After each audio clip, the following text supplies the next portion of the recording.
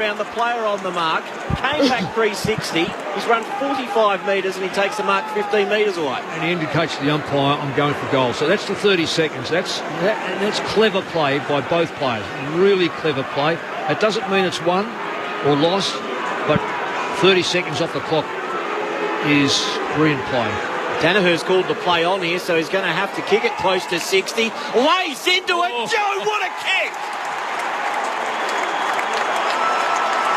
Sensational stuff from Danaher to put this one finally to bed for the Brisbane Lions. 15-13, 103 to Carlton, 11-13, 79. 26 minutes played in the final term on Grandstand AFL. Well, he's played a fair bit of football here in the red sash for the Essendon Footy Club, so he knows the dimensions of the ground. He knows where he can kick him, where he can't kick him from, and he knew that he had that measure probably just on a bounce, but he was involved in that play. He'd done a big looping circle and then came straight back around. Smart by Link McCarthy there. Just again, as you spoke about, Mick, take the 30 seconds off the clock, which they were able to do. And Robinson's torpedo out. Oh, that was a great kick. Yeah. Under pressure, you're going ground, and not only that, all of a sudden you had a player who's got a bit of mobility about it and takes the mark. Spoke about the delivery of Hugh McCluggage earlier. That was equally as spectacular from Robinson. Again, the bounce not recalled in the middle.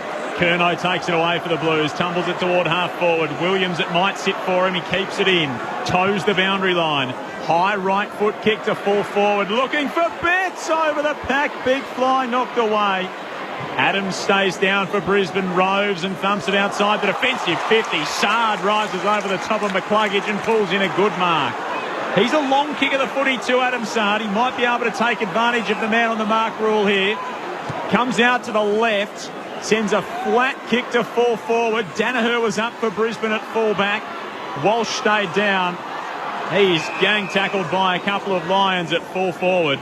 And we will have a ball up. Carlton trail by 24, 28 gone, final term. Tossed up. One down by Cripps. Umpire says holding the man in the ruck and points the way of McInerney. So McInerney to take the free kick, essentially starting from his defensive goal square. Goes long with the kick. Towards McStay, slips through his hands. Jones grubbers one inside 50. Mackay grabs it on his left, snaps and goals. Harry has 6. Another productive day under the roof. He likes it there in 2021. 12 goals, 13, 85 Carlton. To Brisbane, 15-13, 103, 28 minutes played, final term. Yeah, well, it's lucky Brisbane actually had that second quarter because the Blues have kept at them. You said they dropped their head there for a while, and it was when they were 4 goals down, 6 or 7 minutes ago. So they've been able to kick 3 quick goals to 2 for the quarter, and the game, well, it'd be a miracle now, just under 2 minutes, but nonetheless, I don't think they can win it. But they've put up a good show, and they've proven again the All-Australian fullback has been absolutely slaughtered today. He's been taken to the cleaners. So ball back in the middle. Curnow quickly tackled by a couple of Lions, a ball up. So a couple of minutes left in this game. We will get you to the MCG for the start of Melbourne and Richmond as soon as we can. It is going to be a tight old finish in terms of timelines. For the rest of our audience in WA, we'll get you to North Melbourne and Fremantle over at Perth Stadium. Bailey hooks the kick around the body, but only as far as Doherty for the Blues, back edge of the square. Cuts it across to Wiedering and now on to Cottrell at right half forward for Carlton, who are keeping the footy moving late in this game. Cottrell goes to full forward, looking for Harry over the pack, couldn't take it. Betts roved beautifully, spun into trouble though. He is jumped on by a couple of Lions and he's caught holding the ball. Yeah, he's supposed to get rid of it. 35 metres out from goal for Carlton. He's grabbed by the legs too for his trouble, Eddie, and Dane Zorko will take the free kick in defence for Brisbane. Zorko, he was one of those Lions who stood up when needed most. Kicks out wide. Good double grabbing mark taken by Cottrell. Has had a nice couple of moments today. Cottrell off the instep. That kick's not one of them. Straight back to the man who kicked it to him. And Dane Zorko just says, let's settle things down. He flares it out wide by foot. Andrews takes the mark. Andrews, short kick is good. The mark taken by McCluggage. McCluggage around the boundary line to McStay, who takes the mark in front of Doherty. Right half back here, just killing time off the clock. Good kick by McCluggage to maintain possession. And Robinson takes the mark. So Robinson for Brisbane, the former Blue, played 100 games in Navy. He's been brilliant today and certainly entertaining. Dumps it up to half forward for the Lions. Hipwood over the top. McInerney in front takes the contested mark. And he's just going to walk back and take the time off the clock. Chips short to Neil. 31 gone here in this term. The Lions ahead by 18 points. The siren sounds. Brisbane weather the Carlton Storm. They improved to 3-3 on the season and run out 18-point winners under the roof at Docklands in round 6. We are the pride of Brisbane town. Remember, roll, blue and gold. We will always fight for victory, like Fitzroy and Bears of old. All for one and one for all. We will answer to the call. Go Lions, Brisbane Lions. We'll kick the winning score. You'll hear a mighty roar. Carlton started the game on fire. They led by 8 points at quarter time. Brisbane 7 goals in the second term to lead by 26 at the half. They run out 25-point winners. 6 goals to Harry Mackay, 3 goals to Charlie Cameron, 3 to Eric Hipwood. And Brisbane come to Melbourne and defeat the Blues in pretty fine style. All for one and one for all. We will answer to the call. Go Lions, Brisbane Lions. We'll kick the winning score. You'll hear a mighty roar. You'll hear a mighty roar. For most of our audience, you're now headed to the MCG, Melbourne and Richmond, with Corbin Middlemass. The Anzac Eve blockbuster, it's Melbourne and Richmond. Max Gawn and Nankervis to contest the opening bounce, and away we go as Nankervis palms it down to Pickett. Quick kick towards centre half forward for the Demons. Fritsch comes out to meet it. Kicks wide, kicks too wide. It's out on the full. Corbin Middlemass and Tony Armstrong to call the footy for you tonight. Brendan Goddard and Brett Delidio, our experts on Grandstand AFL, and Jess Webster is downstairs on the boundary. There's no late change. We're underway. And the free kick here is going to be taken against the boundary line by Asprey in front of the eternal flame, of course, which has come across from the Shrine of Remembrance, a moving tribute to the troops pre-game. And there's no late change for either team as Nathan Jones celebrating game at 300 and the 250th for Dusty Martin among a number of other milestones. Richmond work it up to the wing and big Tom Lynch has it for the Tigers. Standing the mark is Stephen May. Back in with that eye socket. Lynch gets it in long, looking for right half forward, cutting across in front was Lever. He was spoiled. Ball's on the deck. Rewalt grabs it out and then slap kicks it to the top of the square. To 2-on-1. The one dribbles it to the top of the square. Incoming from the side is Baker trying to tap it back to Broad. Broad under pressure, runs out. No, just over the boundary line. It's hot Broad in unfamiliar territory in the left forward pocket. The ball goes out of bounds. 15 around from the punt road and broadcast side of the ground.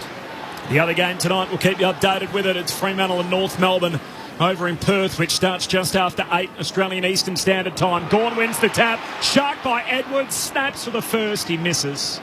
Across the face and a minor score. Good evening, Brett Delidio, Brendan Goddard. Hello, Corby. Good to be here. Absolute cracker of a game here tonight. Looking forward to seeing how Melbourne actually stack up and whether they can go up against the probably the form team of the last 4 or 5 years.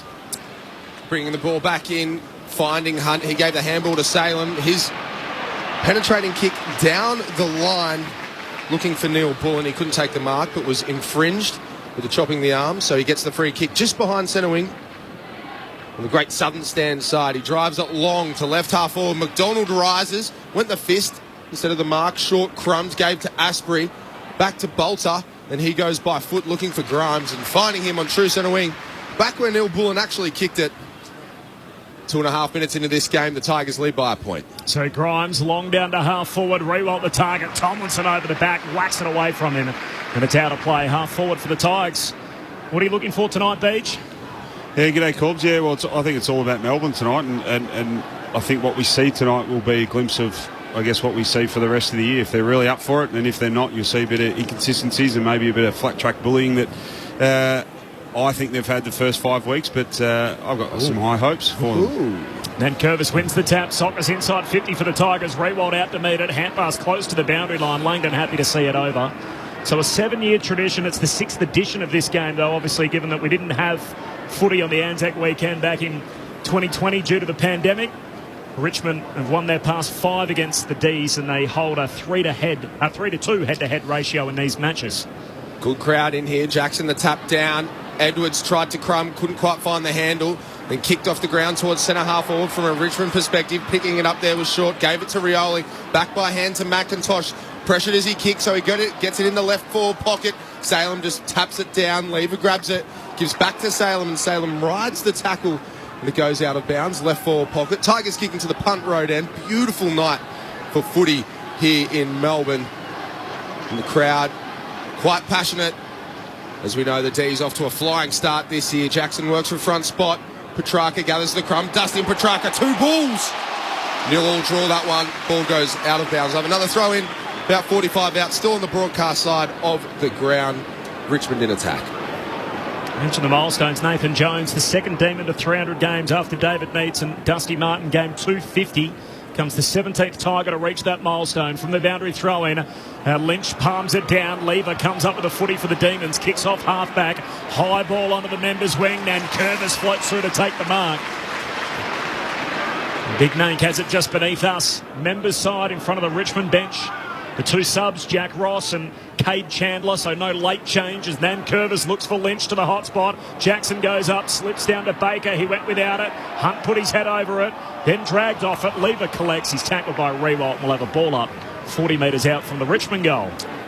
Notice Morris Rioli in the emergencies. We almost had 2 Riolis in the one side. Daniel, of course, out there playing. 40 metres out from the Richmond goal. The tap goes down. Oliver grabs it on hands and knees, gives it to Gorm, but he leaves it behind. Swooping on the loose ball was Graham, but Petrarca ripped it out of his hands and he was put under enormous pressure. So he handballed forward. Cochin intercepted this way, that way, then left foot back to the top of the square. It's all Demons. One of them is Max Gorm, but he drops a soda, uncontested. It puts Salem under enormous pressure. He's tackled by a Lynch. Umpire circles and said, I'll have it here. So the ball up. Almost in the goal square. Tigers in attack. Still 1 point the margin. 5.5 minutes gone. Up it goes. Gorn wins the tap. Oliver racing after the footy. He's mowed down in the Rewalt tackle. Got a hand pass away to Salem. He just wants to kill it over the behind line and does. So it's living in Richmond's front half through the first 5 minutes. They're 2 behinds. Melbourne yet to score. Just on footy's royal family as well, Tone. So Daniel Rioli, 100 games tonight. 100 for Angus Brayshaw as well, and 50 club games for Tom Lynch. You hear those cheers? That's Nathan Jones just coming onto the ground for the first time as the ball's driven to centre wing. The ball gets over the back of the pack. Sweeping there is Grimes. Gives the defensive handball to Short. 1-step kick goes to left half forward. Rioli was sitting underneath it. Patted it down in front. Salem just off the deck. Kicks it into the centre of the ground. Edwards tried to get it, but the umpire got in his way. Neil Bullen tried to crack in. But now the Tigers into attack. Nice work there by Lambert.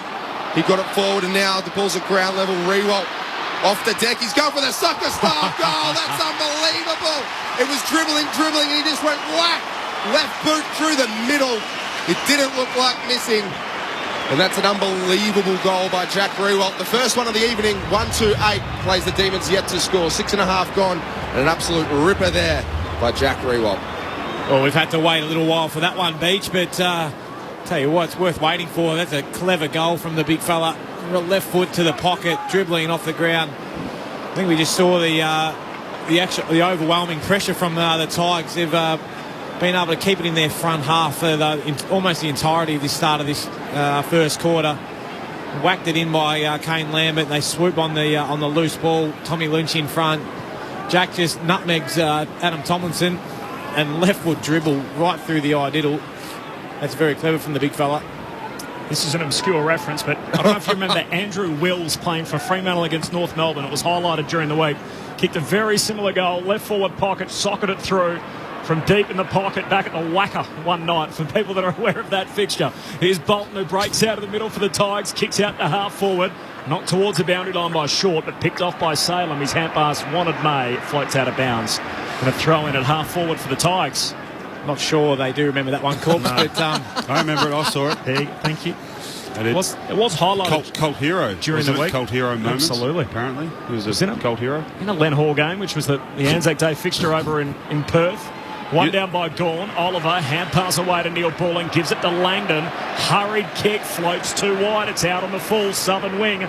Richmond all over Melbourne early, so 8 minutes in, they're 1-8. The Demons, inside 50 count, 6-1 Richmond's way. So the Tigers at right half forward. Shea Bolton claimed the mark. Gave the handball to Hooley anyway. His pop kick looking for Rural. Great defensive spoil though from May. Came from nowhere. Hot ball at centre half back. Kicking it forward, there was James Jordan, but a free kick was pulled out. It's going to go to Grimes, I think. Great defensive spoil there by May. Came from the hills. What did they play? How is that in the back? He's done everything you could possibly ask of a player. it's the last little bit, I reckon. Just please. that tiny little bit. So ridiculous.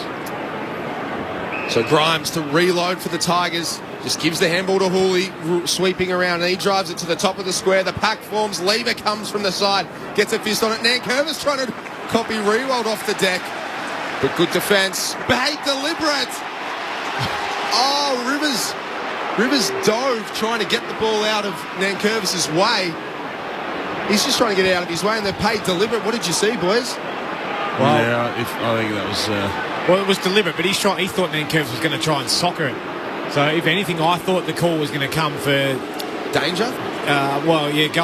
going underneath his knees, sliding in. But Nankervis with the banana. Looks good. Oh, it's hit both posts. second time today. Oh, twice in a day. We should go buy a lotto ticket.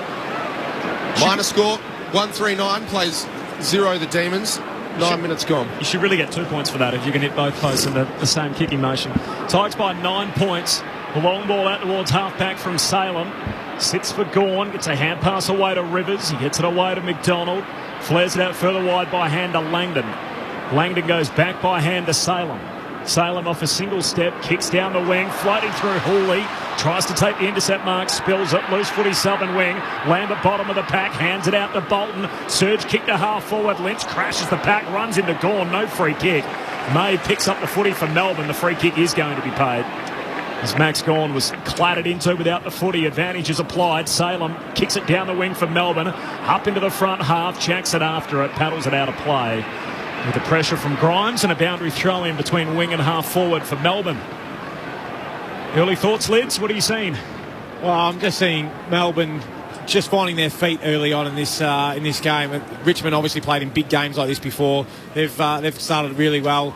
Melbourne just need to get their ball in their hands and get into their forward half, see if they can sit up behind it. The Demons going through. The Tigers drive it to right half forward. The ball gets over the back. Lynch swoops, kicks inside, looking for his partner in crime in Rewalt. He takes the chest mark, plays on immediately, and he's done it from the other pocket. Rewalt with 2, and the Tigers are out to a 15-point lead. Brilliant stuff there by Jack Rewalt and Tommy Lynch as the Tigers are up by 15 early stages of this one. 2-3-15 plays the D's, yet to score. 11 gone. Jack Rewalt with 2. Jess Webster is on the boundary for us tonight. Jess, it's been an explosive start. How are things out down there? Sure has. The Tigers have absolutely jumped them here, but it's a beautiful vibe down here at the boundary line. About 14 degrees. The rain is cleared from earlier today. It's a beautiful night for footy, and I think the crowd are hoping that this one will be a close contest. Brendan Goddard and Brett DeLidio.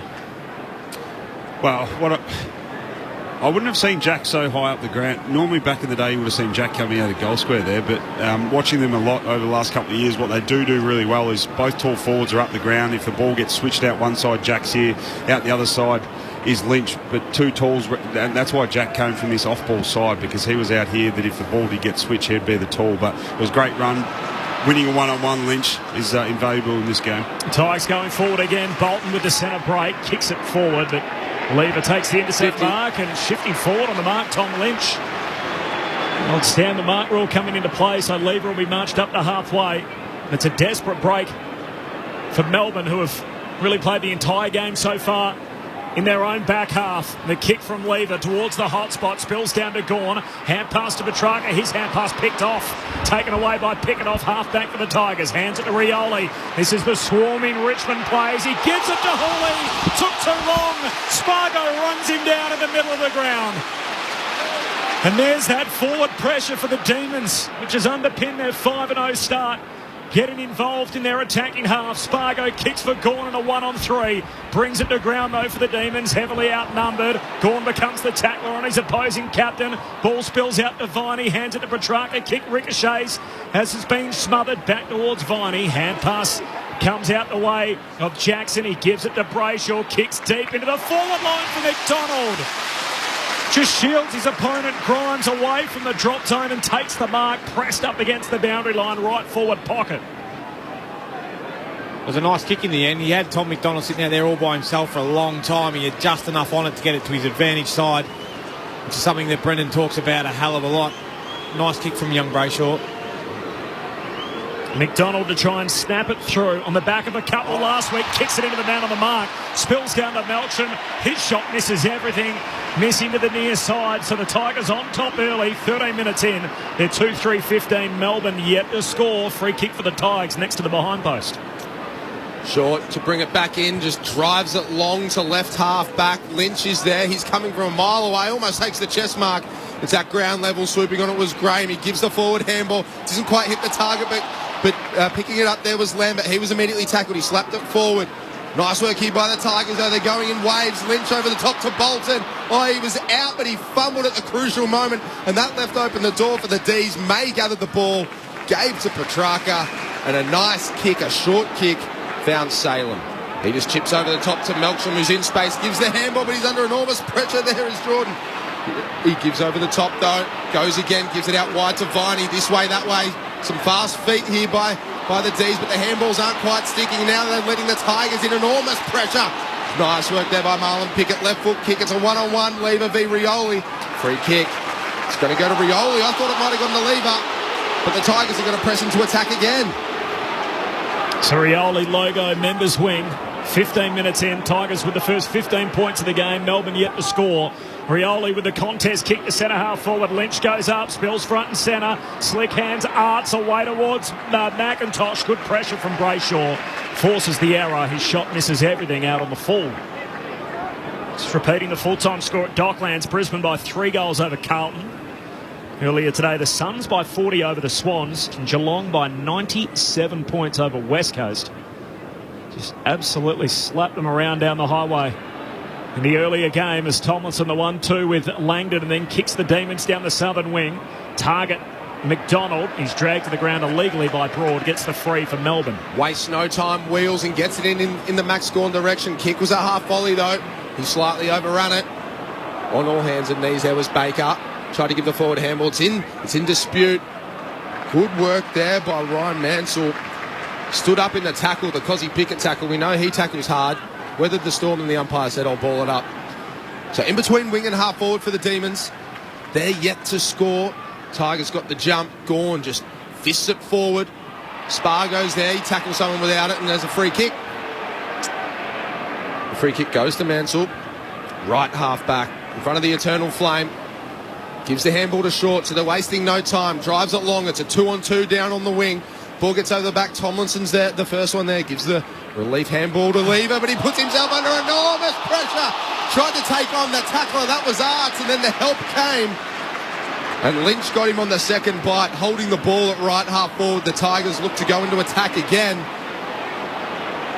Slow play. A mountain of players inside 50. The kick goes in the Bolton direction. He rises. Fresh airy. Ball gets over the back. May's the first one there. He kicks out wide, looking for French and finds him.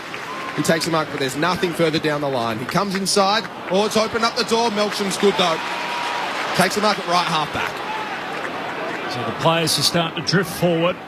Melbourne trying to catch their breath after being jumped early. Kicks across the half-back line to Rivers. Hands it away to Hibberd. His kick's a shocker into the middle of the ground, made it tough for his intended target, Viney. Richmond with the numbers in the centre square. Lambert away to Baker by hand. Hand pass forward to Bolton. Sidesteps Langdon. Hand pass away to Hawley. Dishes it off to Edwards on the wing. Turns and kicks inside the forward 50. Jack coming from a few back. Gawn stands underneath it and takes the mark. A shot from Rioli hit the behind post, the goal post. It won't count. The free kick will come back to Max Gawn. Had 8 contested marks last week. Leads the AFL in that category. In defence with plenty to do for the Demons tonight. Gives a handball to the running Rivers, who goes to James Jordan at right half back. He chips forward. Ooh, nearly let open the door for McIntosh. Taking the mark there, though, was Hunt. Running on was Jordan. James Jordan. Sounds like a superhero name. He drives it long, looking for McDonald. One-on-one against Asprey. Ball comes to ground. McDonald butters up, gives to Jones. Just flicked it out to Brayshaw. Sweeping handball inside, finds Melksham. He's got a bit of space, but not many options. Oh, Hibberd, the handball missed him, and he fumbled. And now the Tigers got the overlap. Here goes Graham, breaking the paint. He fires on goal. The crowd rises just short. May takes the mark. So the Demons live to fight another day. Short kick to Lever. Mark's still in the defensive arc. 18 minutes played in this opening term. Richmond all the scoring 2-3. Melbourne yet to hit the scoreboard. The inside 50 count 16-4 Richmond's way, so lopsided. The two-time reigning premiers goes short to Neil Bullen. Marks at a halfback. Short kicking game now for the D's. Finds Oliver. As Oliver looks to the outer wing, kicks over the top of Richmond's zone, finds Langdon, shoots a hand pass inside to Neil Bullen. A little quicker now inside 50. Fritsch reaching over the top of Gawn, takes the mark. And good communication. They were both in the same spot. Gawn left it for Fritsch. First game back from that broken hand. He takes the mark left half forward, 45-degree angle. Well, it was that little underrated handball to Neil Bullen running past that broke that line of defence, which we know how good Richmond are, and it was an area that I wanted to bring up before the game. We didn't have much time, but how critical it is for Melbourne's forwards to engage Richmond defenders, but they were able just to break that line, and the Richmond defenders weren't able to adjust after that ball moved so quickly. With the glove on his right hand, Bailey Fritsch misses his first look at the sticks tonight. And a minor score. So Melbourne's on the board. It's taken almost 20 minutes. Richmond are 2-3. Melbourne are 1 behind. Grandstand AFL. Corbin Middlemass, Tony Armstrong, Brendan Goddard and Brett Delidio. Driving the ball almost to centre wing. Great Southern Stand side there was short, but the intercept mark taken by Tomlinson just in front of his opponent. Took it on the second grab. So he's on the logo. Very slow play. Then just pulls the kick ever so slightly and finds Neil Bullen. Uncontested mark inside 50. No one was near him. And he walks back like he's got the distance. With confidence. It was a nice kick in the end. Well, no, I wasn't sure. It was nice and slow, as you said, Tone, but his ability just to pull it late gave Neil Bullen a real chance, and he's going to kick this further than I've ever seen him kick it if he's going to knock it through, Beach, but he's backing himself. I like it. He's kicked 67 goals in his 86-game career. Neil Bullen firing from 55 metres out. It's up and it's under. It's not going to make anywhere near the journey. Nankervis spoils it through with a double fister about 5 metres out. So another minor score. That one was fisted through. 2 behinds, plays 2-3, 15. It's a 13-point margin, 21 minutes gone. Hooley short to the back pocket to Jaden, who takes the mark, plays on and loops a hand pass over the top to Mansell, who kicks along the boundary line for Richmond to Baker. He marks defensive side of the southern wing. Baker with the long kick down the line. Lynch and Tomlinson both jostle for it. Tomlinson looked like he was going to take the mark. Lynch in the end spoils it away from him. The forward playing the role of the defender and gets the safety of the boundary line. You just see there, though, Richmond are happy to take that one-on-one really quickly. He got back off the mark, Baker, looked inside. There was nothing real obvious to get it back through the corridor, but then he just rolls and goes to that one-on-one down the line. 98% of the competition will just go back off at the mark there and wait for the opposition to get numbers back, and then it's nearly impossible to score. Tigers got it inside 50, but the Demons turned it over, and now they're rebounding through Jaden Hunt, who kicks forward looking for Neil Bullen. Oh, big contest. Broad left his man. Picked it up with a half volley. Gave to McIntosh, who fumbled the ball, but just gets it off the deck by foot. Finds Rioli. He gives it don't argue. And then he's just absolutely belted by 3 Demons players. As Corby said earlier, That's the pressure that's been the hallmark of their game this year. Cozzy Pickett inside, inquisitive kick finds Jackson. He plays on immediately by hand to Neil Bullen. To hot footy, gives the handball to Salem on his preferred left. Fires on goal. Does it have the journey? I think it does. The Demons are on the board with a great goal through Christian Salem. Good footy, attacked the corridor, and then Salem went bang from 55. 1-2-8. Plays 2-3-15. 7-point margin. The Tigers are in front. 22 minutes gone. Well, I wasn't sure about the Jackson play on there because I'm nervous about, one, big blokes doing that sort of stuff, but two, getting sucked into playing Richmond's game. They want you to get into that, try and take them on quick, handball, happy game. But it was good enough to get through, and then the release out to Salem. It's always good when you can get your half-backs pressing right up the ground and getting shots on goal. One thing I'd like to see a little bit more from their smaller half-forwards is this. When they're winning the footy centre forward, they're spreading really wide and not going forward and trying to equalise and even up the numbers forward of the footy. They keep doing that. Grimes, Asprey, Broad, they'll have a field day down there. Bolter as well. They get forward, even it up, make a contest. Signed a 5-year deal during the week. Christian Salem keeps him at the D's until the end of 2026. Jackson in the ruck wins the tap, but Dusty in game 250 gets the centre clearance. Tumbles a kick out to half forward. Brayshaw, though, first one there running back from the wing. Shares a 1-2 with Lever. Brayshaw in the headgear, kicking down the wing. Jackson floats her in front of Grimes, can't complete the mark. Paddled through the legs of Broad like tunnel ball. Pack forms behind him. 5 or 6 on top of it. Umpire says, I'll have it. And the ball up on the wing. And Michael Hibbert's got the job on Dusty when he does drift forward, so he's played on him before. Wouldn't say he's got his measure. The ball ripped out of the ruck and then kicked forward for the Tigers. Intercepting it, though, was Brayshaw. Gave the hand to Hunt. And outside of the boot kick to Oliver, but he just kind of ducked his head at the last moment. Fumbled the ball. Petrarca swooped. Did really well. Gave to James Jordan on the run, on the fly. And a beautiful kick finds Cozzy Pickett. But he dropped the chest mark at right half forward. There's been a free kick for a push after the contest. Cozzy looks a little bit ginger. Just dropped a chest mark. And then coming late was Mansell pushing Cozzy out of bounds, and the umpire deemed that a free kick. What for? Low contact? This is a boxing match? So Cozzy will be lining up from the junction if he has a ping. He's shaping up for it right in front of the members. Won't trouble the scorers. Out on the full. Don't even know if it even got in. So the ball is out. Hard up against the right behind post. Asprey's going to bring it back in for the Tigers. 7 points the margin. The Tigers are in front. Rewalt's kicked 2. Salem's kicked 1. 25 gone. So Asprey, the long ball out towards half-back. Rewalt working up the ground. Lever with the big attempted spoil. Missed it. Likewise, Rewalt with his kick at ground level. Missed his boot with the ball as he was being tackled. Petrarca had it, lost it through traffic. Lambert's hand pass ends up with Rivers. Floats and kick to centre half forward for the D's. Touched on the way through by Broad. Sits up for short, peeling off half back. Kicks hurriedly into the middle of the ground. May out to meet it, but has a fumble. They're on here in a wave of 5. The Tigers winning the footy. Graham hand pass to Dusty at centre half forward. A few ahead of the ball. He turns and kicks to the top of the goal square. Lynch spills the slippery footy. Tomlinson grabs it. Pack forms around him. Umpire circles and says ball up inside the goal square for the Tigers. Richmond by 7 points. Time on in the opening term. Comedy of errors. First by May, when they literally, Richmond had 5 blokes around him, but the fumble brought the pressure. And then just then when Richmond had 5 free guys, they managed to butcher it. So out of the ruck was Tomlinson. He got the tap down and then he hat kicked it forward, but only as far as Shane Edwards, who took an intercept mark 35 metres out right in front. That's that defensive Richmond midfielder that just sits back just off the stoppage, gives them that ability and defensive structure. The teams can't get a quick break, but if they do get that quick kick out of there, which Tomlinson did, it ends up on his chest here. Usually a pretty reliable set shot. Cheddar. One of the nicest blokes you'll ever meet, Shane Edwards from North Adelaide Footy Club. He fires from 35 out. Goal umpire does not move. Shane Edwards kicks his first of the evening.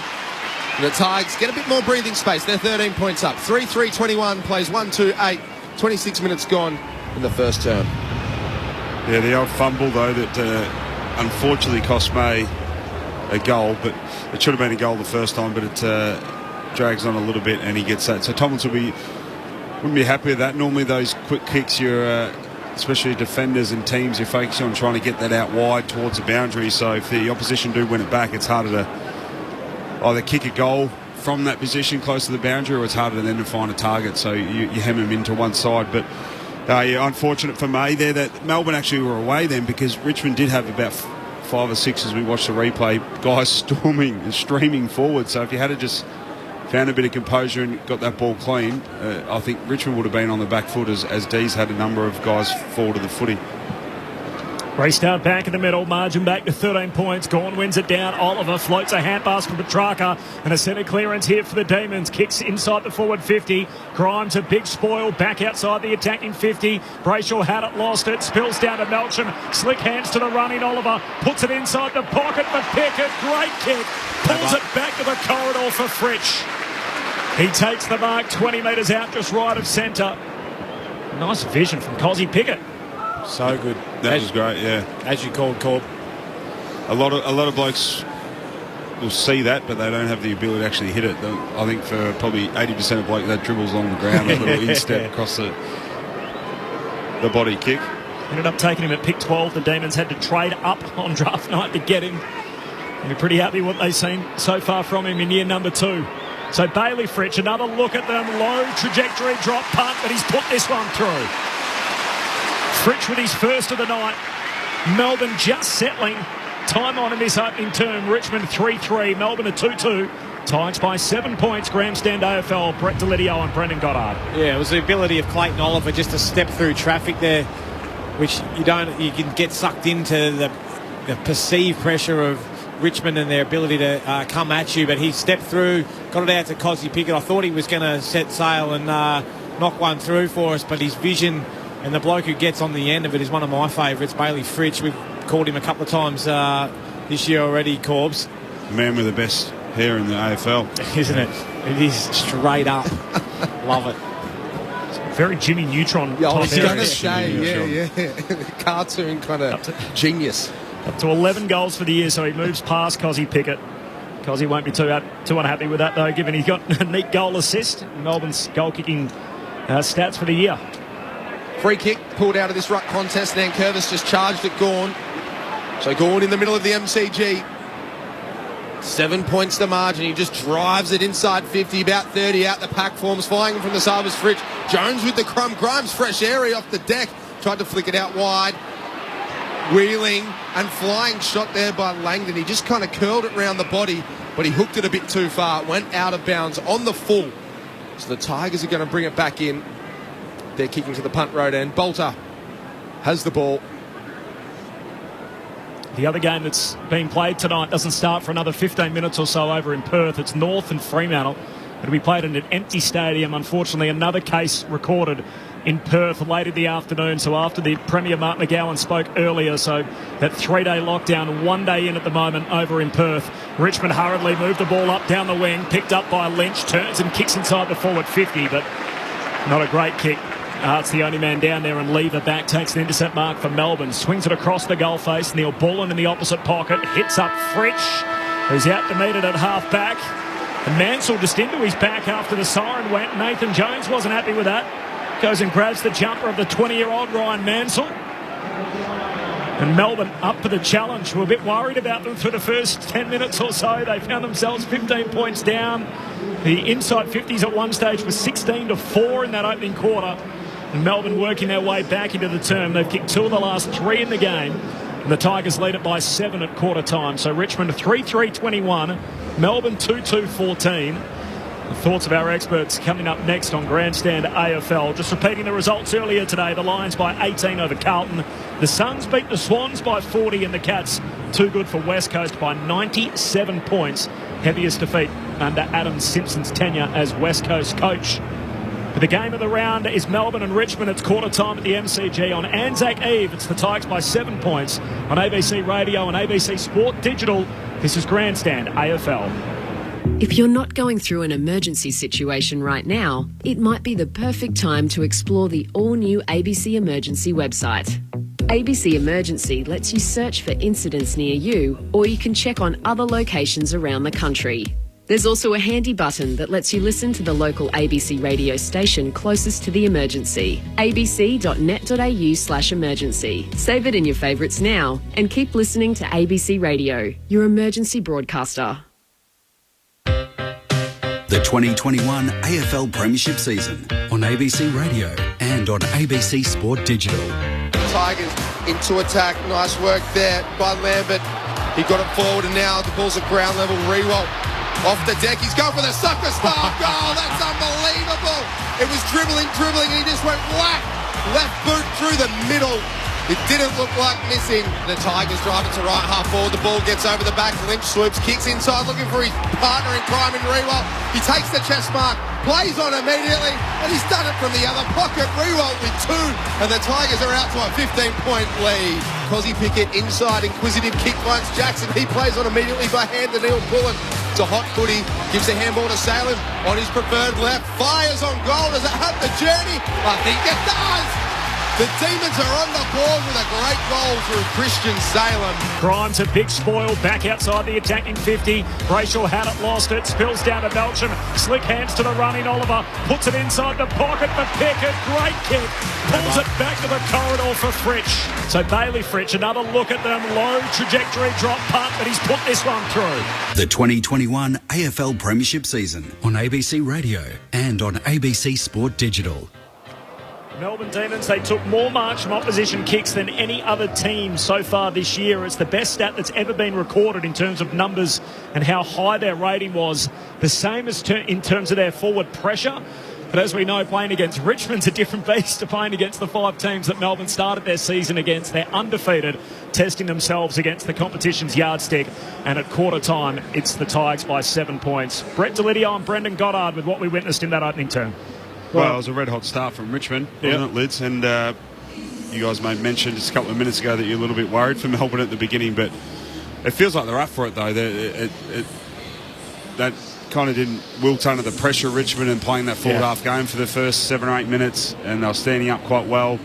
They lost a couple of critical one-on-ones there out on the far side of the wing, which cost them in a couple of goals, I think. But it looks like they're up for it, and they've got a pretty good plan, I think, at what it looks like around stoppages and around congestion. We know how Richmond want to get forward. They love that forward handball. It looks like just a couple of the guys, being the Demons players, are just sitting off the back of the stoppage, almost as that wicket keeper, just catching those guys coming through on the fly, which stops a bit of their run and momentum, which Richmond, I guess, rely on that then to get the ball to those isolated one-on-ones and those really good forward 50 entries. So, and they look really good forward of the ball. I said it was quite critical for them and how they structure up forward of the ball, because in my opinion, Richmond are and have been the best at setting up behind the ball for the last 4 or 5 years, and they rely on that +1. But from there, everyone else knows exactly what to do, and they play their role so well. So I feel they keep holding the Richmond defenders accountable. If they can move the ball quicker, like there's an intent from Melbourne to get in that launch pad and then get it into their forwards, that's going to hold them in good stead for the rest of the night, Liz. So the rain has just started to fall here. Whose hands does that play into? We've seen the D's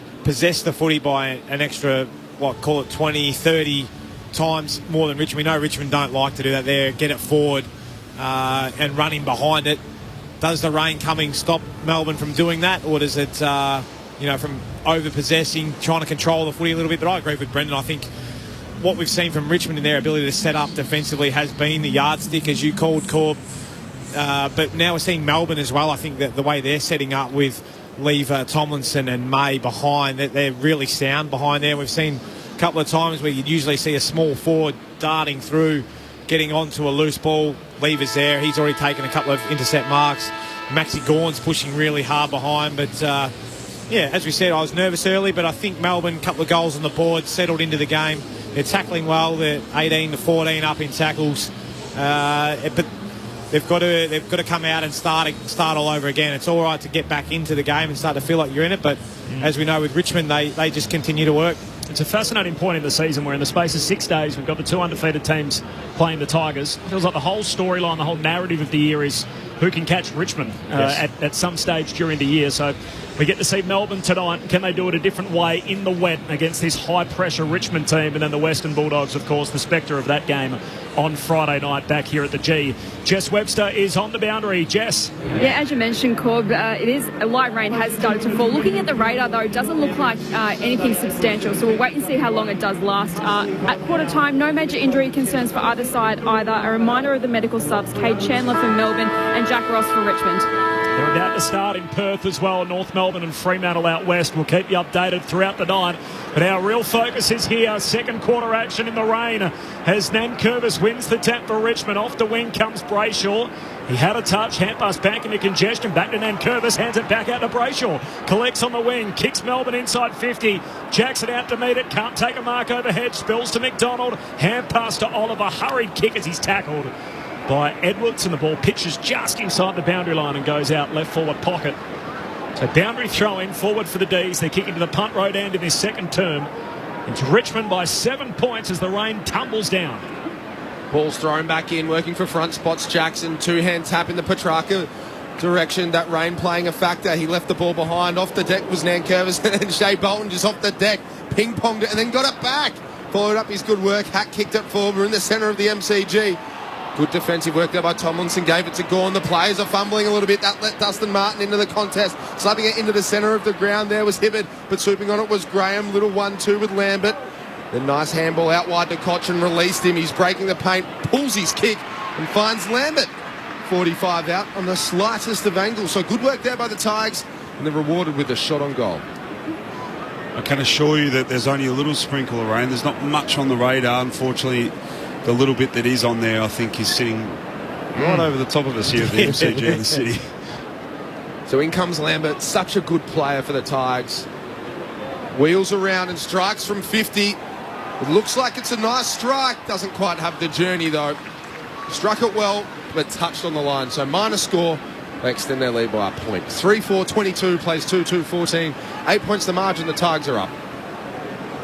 You mentioned Melbourne's high intercept marks that they've taken so far this year. They're rated really highly in a lot of the defensive categories, but as you know, against Richmond, the ball doesn't ordinarily come in the same way it does against other teams, and the rain won't help that as May's long kick out to half-back. Nankervis hurriedly puts it back inside 50 for Richmond, picked off by Salem, hands it to Lever. His hand pass comes back to him at ground level. Pack forms half forward for the Tigers. Graham gets it out to Lambert, high up and under into the pocket. Lever marks it, not 15. Hand pass away to Salem, kicks the D's out of the defensive 50. Kick favours Bolter, rises up, no mark. Spills to Spargo, the Demons. Hand pass to McDonald. Sweeping hand pass to Jackson. Links up with Neil Bullen. Now away to Cozzy Pickett. They're out running back towards goal. Fritsch the target, one-on-one with Pickett. That's Marlon. Pickett pushes it out in front of him, close to the boundary line. Wanted the boundary, finds it. Umpire says spin it in. It was ever deliberate. He was outnumbered 2-on-1, Marlon Pickett. All he wanted was the boundary line. It's just see what I mean? How there's no fit. Like, surely he's 2v1, mate. Where else was he trying to put that? Exactly. Boundary throw in right. Have a feel for the game. Right forward pocket for the D's. It's thrown in. Nankervis wins the tap straight down. Hooley sockers it off the deck to left half back. There's a pack of demons around it. Oliver was one of them. He gathered the ball and his left foot kick slewed off the side of the boot to centre half forward. Brayshaw missed the spike inside 50. We've got a free kick. It's been pulled out. McDonald, the recipient. He wastes no time. Tries to take the man on the mark on. That's Graham. Almost tackled him. He drives it long inside 50. Flying is Jackson. Back defensively, though, was Pickett. Ground level Langdon. Defensive handball finds Salem. Oh, he checked his kick. Was good enough to get it back and kicks to the top of the square. The pack forms. It's over the back. Petrarca off the deck. Is it going? No. Minus score.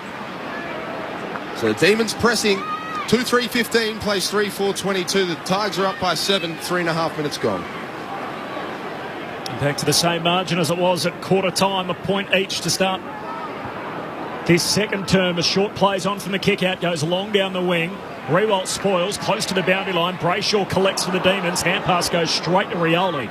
Richmond back with it, links up with Bolton. Tries the torp down to half forward, doesn't quite hit it. Dusty chases the footy. Hibberd the match up, free kick for a hold. It's going Dusty's way. Not sure about that one. Oh, Jesus. Gee, Martin certainly had a bit of the jumper of Hibberd. And the umpires picked one out. You see Dusty's jumper stretch at the end. That's what's happened. But Dusty's very strong and holding him away. Makes it very hard to defend him. So Martin in his 250th to take the free. 65 out, right half forward. Just lays it up to the top of the goal square. It'll take some marking in these conditions. Lever tries to rush the behind. Tomlinson keeps it alive. Hand pass to Viney. Out to Salem. He chips short to Oliver. Marks in the left back pocket for the D's. The Tigers by 7 points early doors, second term. Martin, only with the 4 touches so far in his 250th. Oh, Jackson did really well. The long kick came in and he got rid of Bolter, took the grab on the second bite, gave the handball to Viney, lazy handball out wide to Brayshaw, missed Viney, and then he tries to wheel around big Bolter, who nailed him in the tackle. He got it out though to Petrarca, gave it forward to Spargo, back to Viney, pressured as he kicked, so he just tumbles it forward. Leaving it behind was Graham Pickett. He was clean, and then he was belted. Strong defence there by Graham, turned it over for the Tigers. It's going to right half forward, Lever, overrun it. Now it's Hibbert v Dusty in a one-on-one, Gawn, and the cavalry arrive. Sliding in there, I think it's Rivers underneath it all. No, it's Gawn, sorry. And over the top of him was Rioli. Ball up. Fair bit of jumper holding there. Gawn taps it into the middle of the ground. Lambert gathers it, but he's immediately tackled by Hibbert. The Demons are doing well to repel here. They've started much better than they did in the first term. And a nice kick from Salem. Found Jackson on true centre wing right in front of us here in the broadcast box. This is where he has to go quick now, because it's just allowing Richmond to get numbers back. So the longer he waits, the worse off they're going to be. Eventually, Jackson heads down to half forward. McDonald, the target, brings it to ground, passing through short, collects for Richmond. He's tackled high after disposing of the footy. James Jordan got in front on. A free kick at half back for the Tigers. So Richmond by 7 points, 3-4. Melbourne at 2-3. 6 minutes into the second term on Grandstand AFL. A short off half back. A great oxymoron as he kicks long down the wing over the head of Nankervis. May clever, paddles it out to Salem. He went without it. Spills to Edwards. High half forward, kicks Richmond inside 50. Re-rolled out to meet it. Pushed off it in the last minute by Tomlinson. Comes to Lever. Hand pass to May. Swats it straight down to Re-roll. Pokes a kick into the pocket for Lynch, and Neil Bullen's up and spoiling it away from Big Tom Lynch over the boundary. Throw in right forward pocket for the Tigers, kicking to the city end. They lead by 7 points as many minutes into the second term. He come from a fair way away, Neil Bullen, obviously playing the half-forward flank. Big spoil on Tom Lynch. Lynch working for front spot against Gawn, taps it down to Dusty, gives it to Lambert, sold some candy by hand, and then left foot kick out wide finds Pickett. They retreated a little bit, but Pickett's going to be lining up on the logo on the 50-metre arc. Marlon Pickett, such a storied career so far. He's only young. Good defensive work earlier in the term. Lines up, fires on goal, hooks it, looking for that extra distance though. Minor score. 3-5-23. Plays 2-3-15. 7.5 minutes gone. Second term. So Stephen May to bring the footy back into play. First game back from that eye socket injury. Of course, that heavy whack inadvertent from Tom Hawkins, which ruled him out of last week. His kick-out's coming back, though. Hawley's hand pass to Baker. High up and under down to half forward for Richmond. Salem got underneath it, drops the chest mark, hands it to Langdon in long sleeves. Back to Salem. Hand pass missed Oliver, and in the end, Baker, happy to see it out, picks up the footy, runs out of room, and a throw in half forward for Richmond. Off the SMS, Riley says, BJ, what was your mindset when the rain came? Keep it simple, stupid. 04377774. I said that to other blokes, not myself. 774 the number. The Demons by hand work it to Salem. He was put under pressure, but he got it out to Oliver. The Tigers' pressure turned that over. It's just a hot footy at the moment. The D's gather the ball off the free kick, work it through Jones, and then Petrarca. Loopy handball to Jackson. They're on centre wing now. He gives to Neil Bullen. His chip over the top looking for Spargo. No good. Grimes read it really well. He took the strong intercept mark at right half back. Well, Grimes goes short across the half back line. Mark taken by Short. He's then going to go out towards that southern wing. Finds Marlon Pickett. Takes the mark for Richmond. Short kick up over halfway. Castagna marks. First possession of the game for him, just forward of the wing as he turns and kicks inside the forward 50. Rewalt the target, outnumbered. Spills down Tomlinson's way, and again Melbourne work it out of the defensive arc. He goes short to Langdon. So they're holding up the back six for the D's. Langdon with the footy at right half back. Langdon goes ever so short to James Jordan. In fact, so short it was called play on. So Langdon to Hunt by hand. And his short kick down the line was spoiled out of bounds by Asprey. So I'll have a throw in between wing and half forward for the Tigers. Great southern stand side of the ground. The Tigers, they're up by 8 points. No goals so far in this term.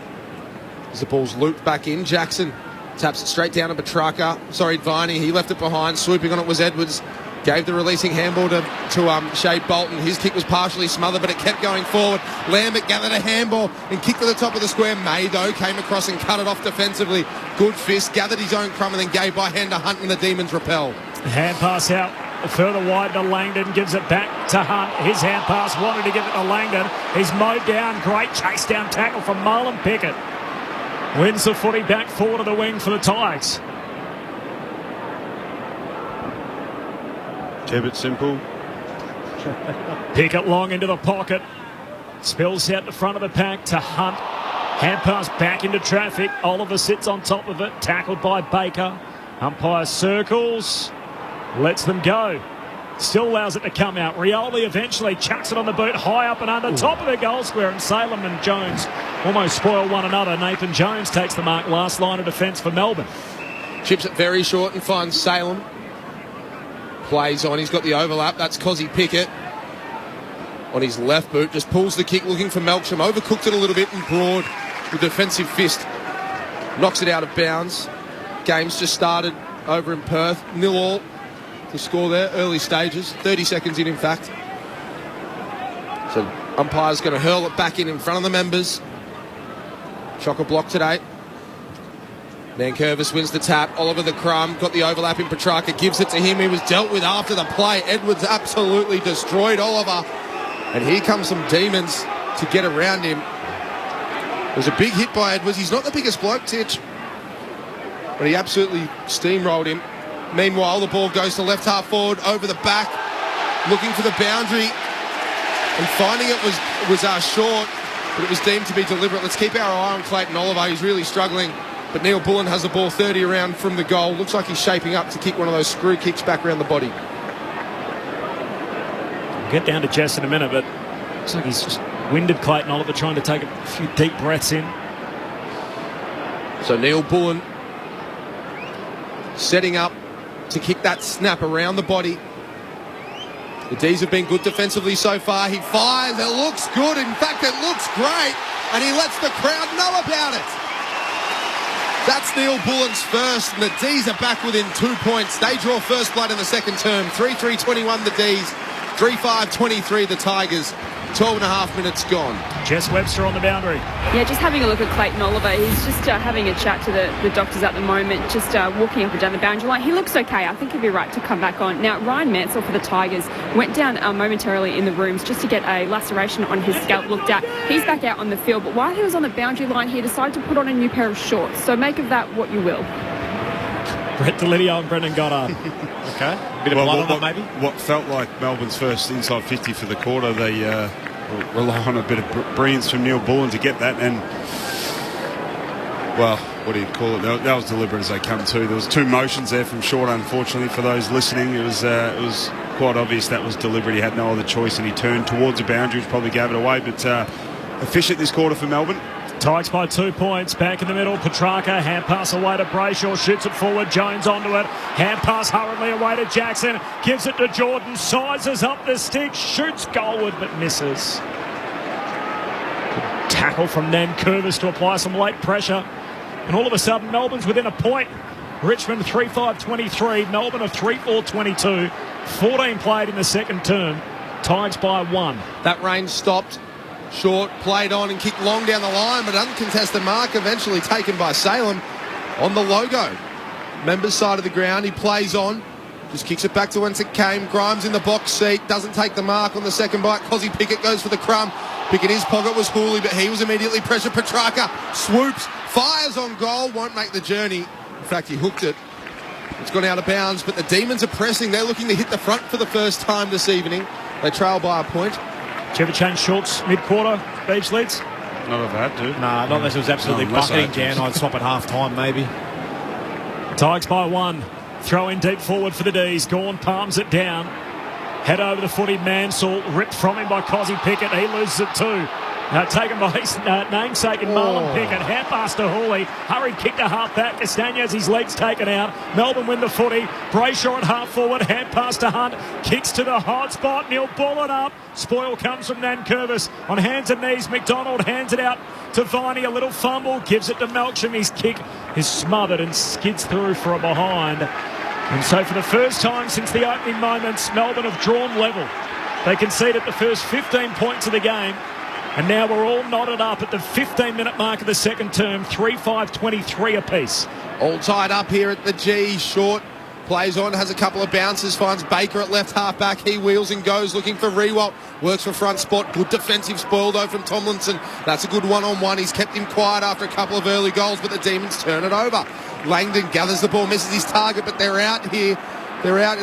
Jordan swoops on the ball, but he's pressured over the boundary line. Good defence there by Cochin. And we'll have it thrown in 70 around from the Demons' goal. They're doing all the attacking in this term. It's on the Great Southern Stand side. Might have been a little opportunity just for a shepherd there, maybe, but obviously missed by Tommy McDonald. For the boundary throw-in. Comes down Melbourne's way again. Petrarca hand pass to Jones. Surge kick inside 50 straight on the chest of Hooley. We only ate about an hour before the bounce in the holy month of Ramadan at the moment, so tough sledding, I'm sure, for Basher Hooley and a couple of other players in the league as he goes back away to short. Long ball out towards the wing. Wanted Castagna up. Strong lever. Chops it off at halfway, so it's just living in Melbourne's front half at the moment. All the momentum with them in this second term. Scores level. Lever down to Gawn at half forward. McDonald in from the side. Juggles the mark. Left half forward. He'll kick from just inside the 50-metre arc. Well, it was probably there for a little while, Beach, wasn't it? That option just to get it in.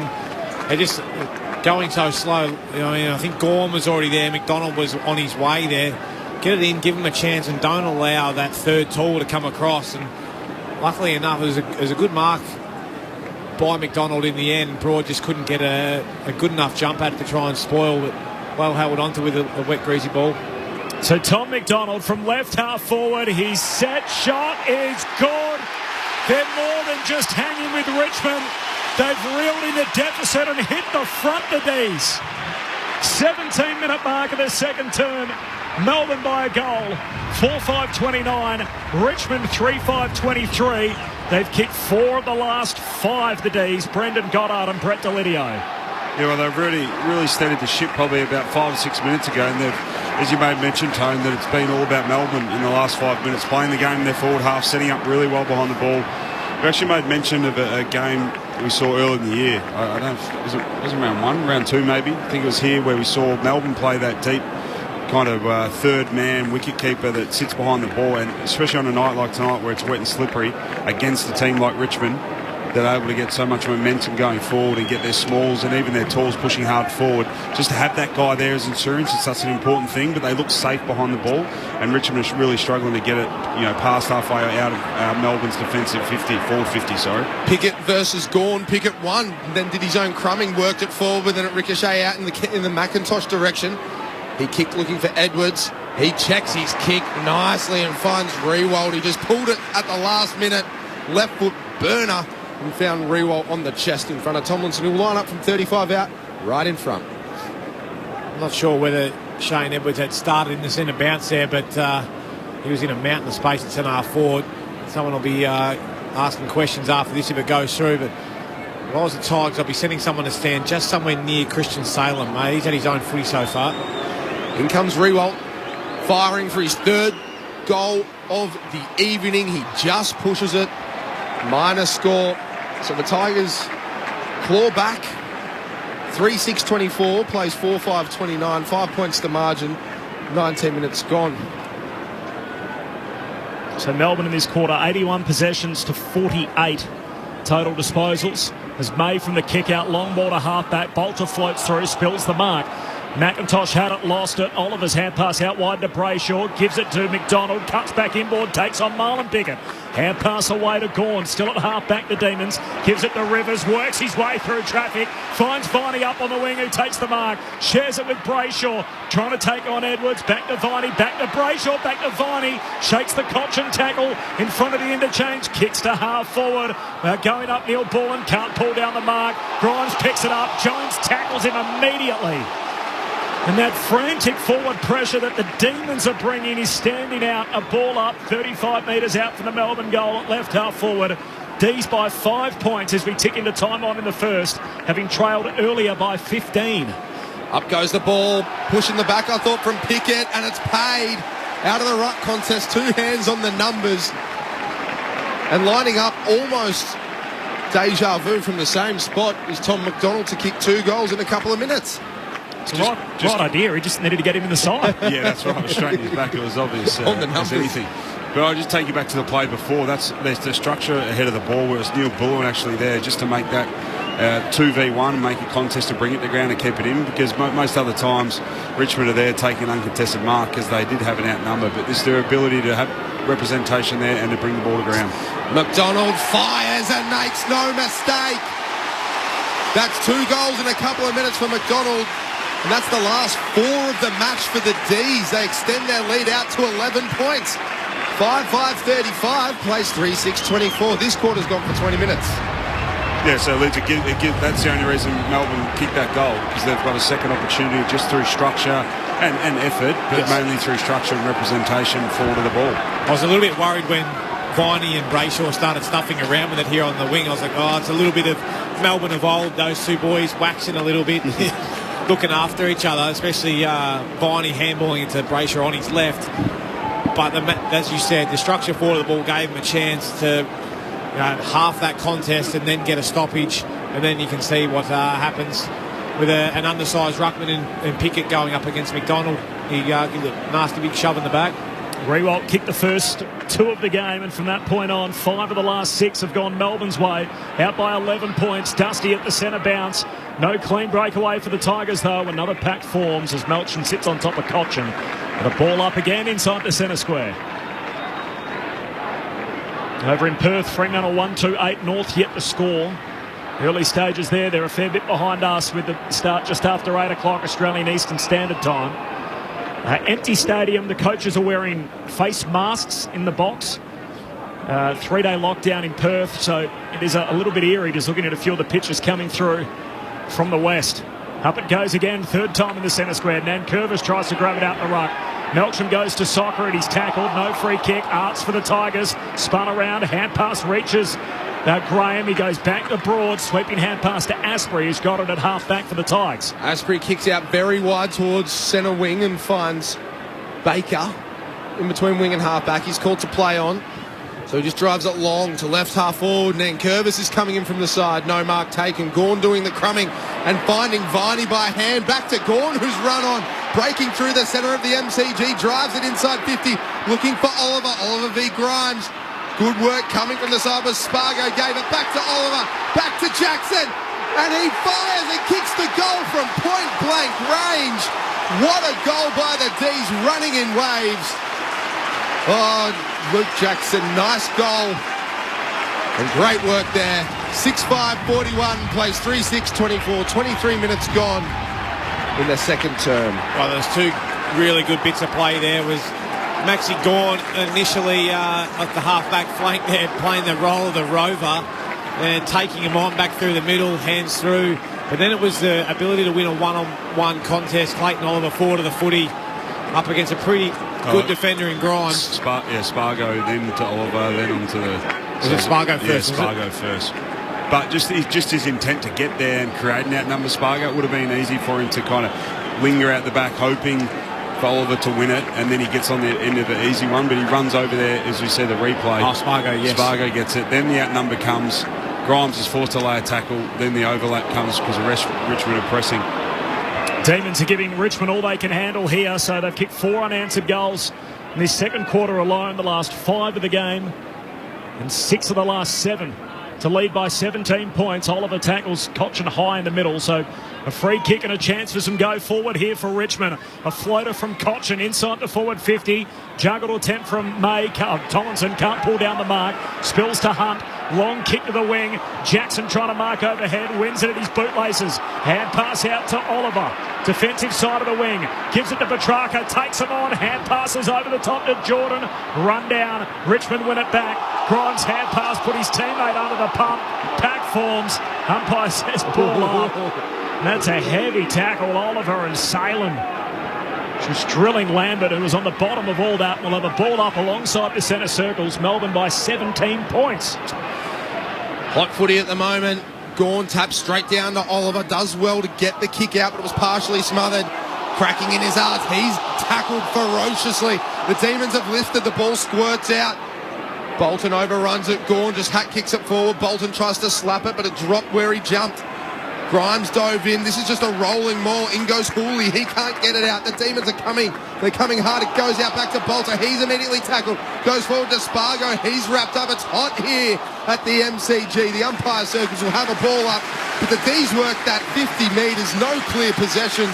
But the pressure's up. Oh, it's good to call this kind of stuff, Corb. 17 points to margin.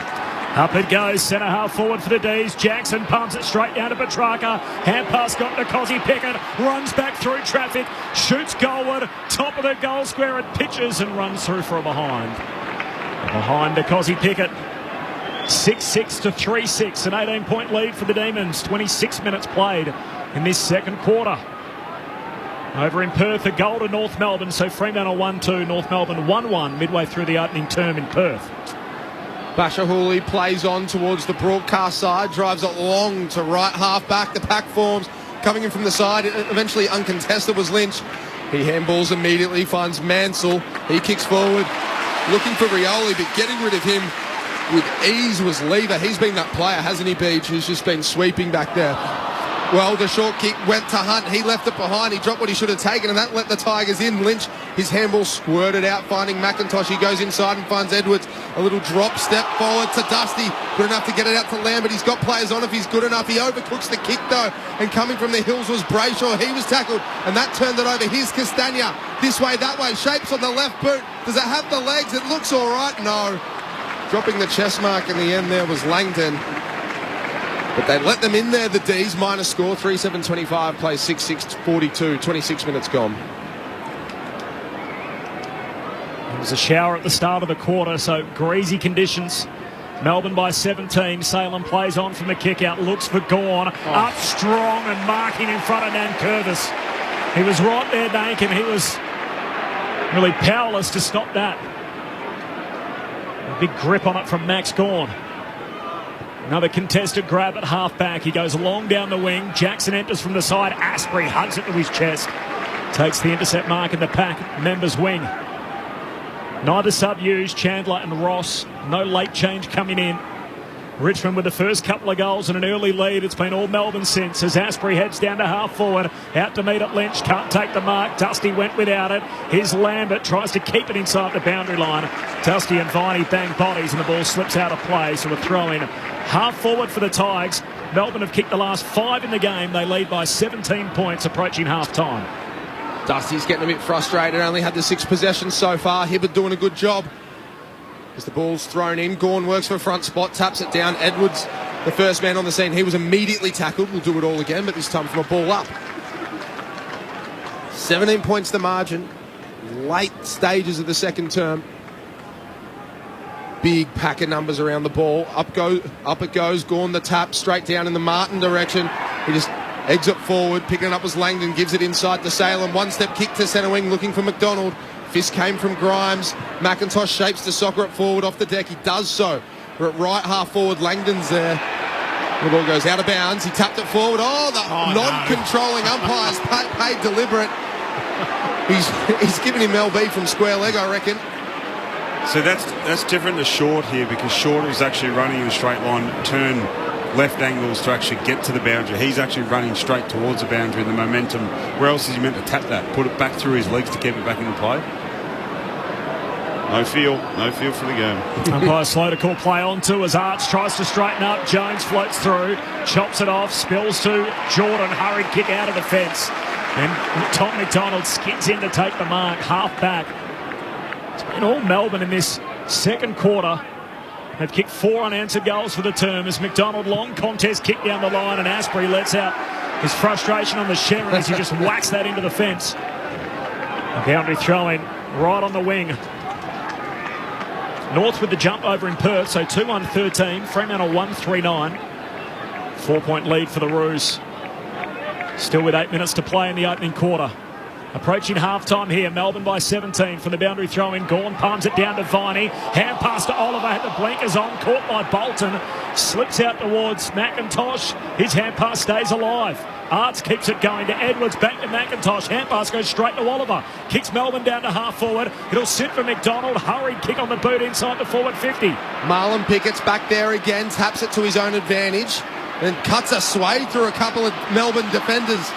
Running bounce. Then drives long into the middle of the MCG, looking for Lynch back with courage. Off hands at ground level. Here's Hunt, swooped on the loose ball. James Jordan gives the hands to Jones.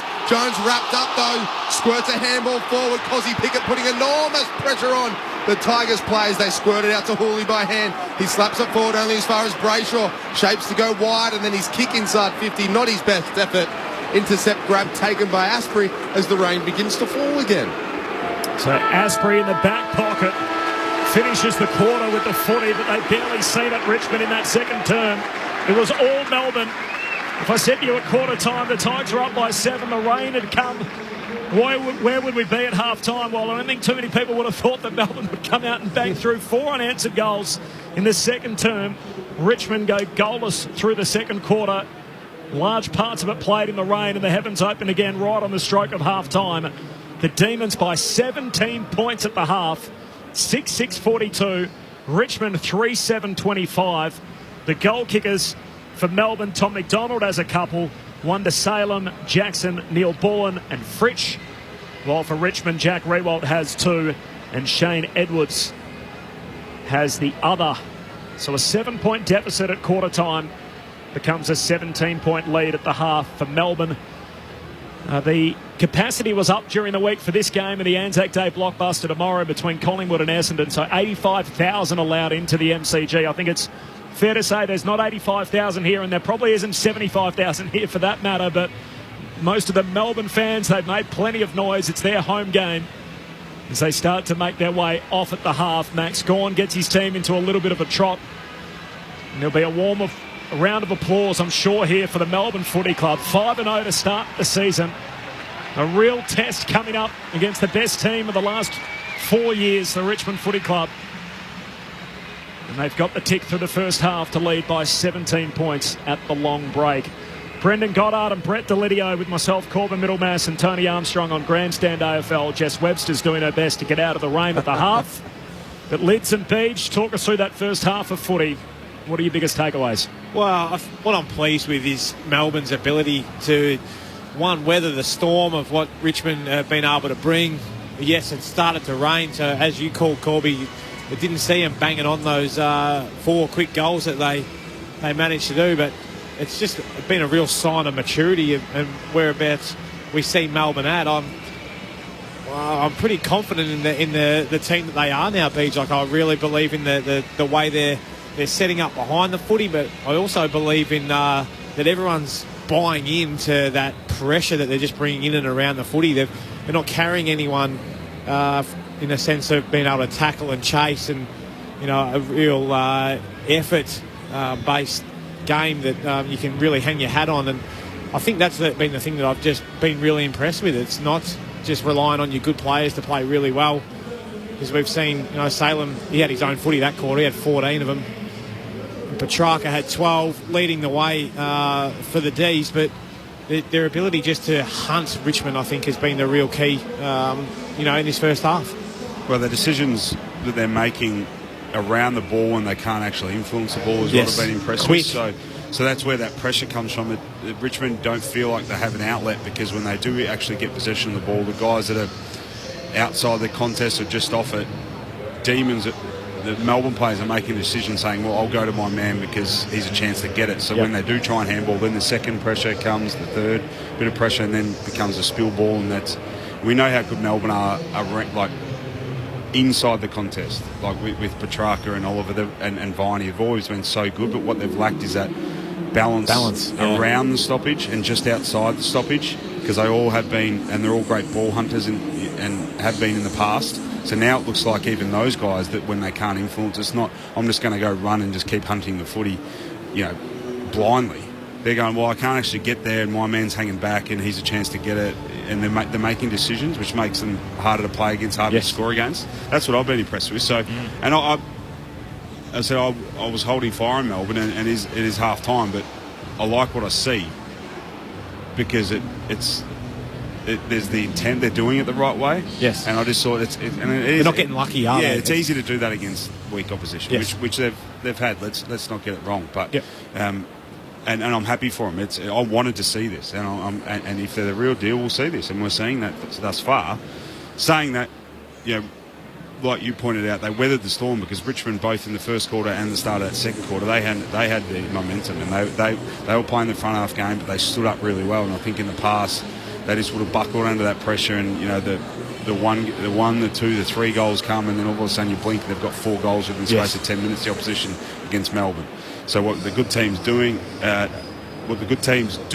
and are doing is that during those passages of momentum from the opposition, they minimise the damage, and that's exactly what Melbourne's done when Richmond's had the momentum. And if there's anyone that's good at it in the competition, it's Richmond. When they do have the momentum, they capitalise. They capitalise on it. They're able to score 4 or 5 before you know it, and then the game's out of reach. I think. Corbs.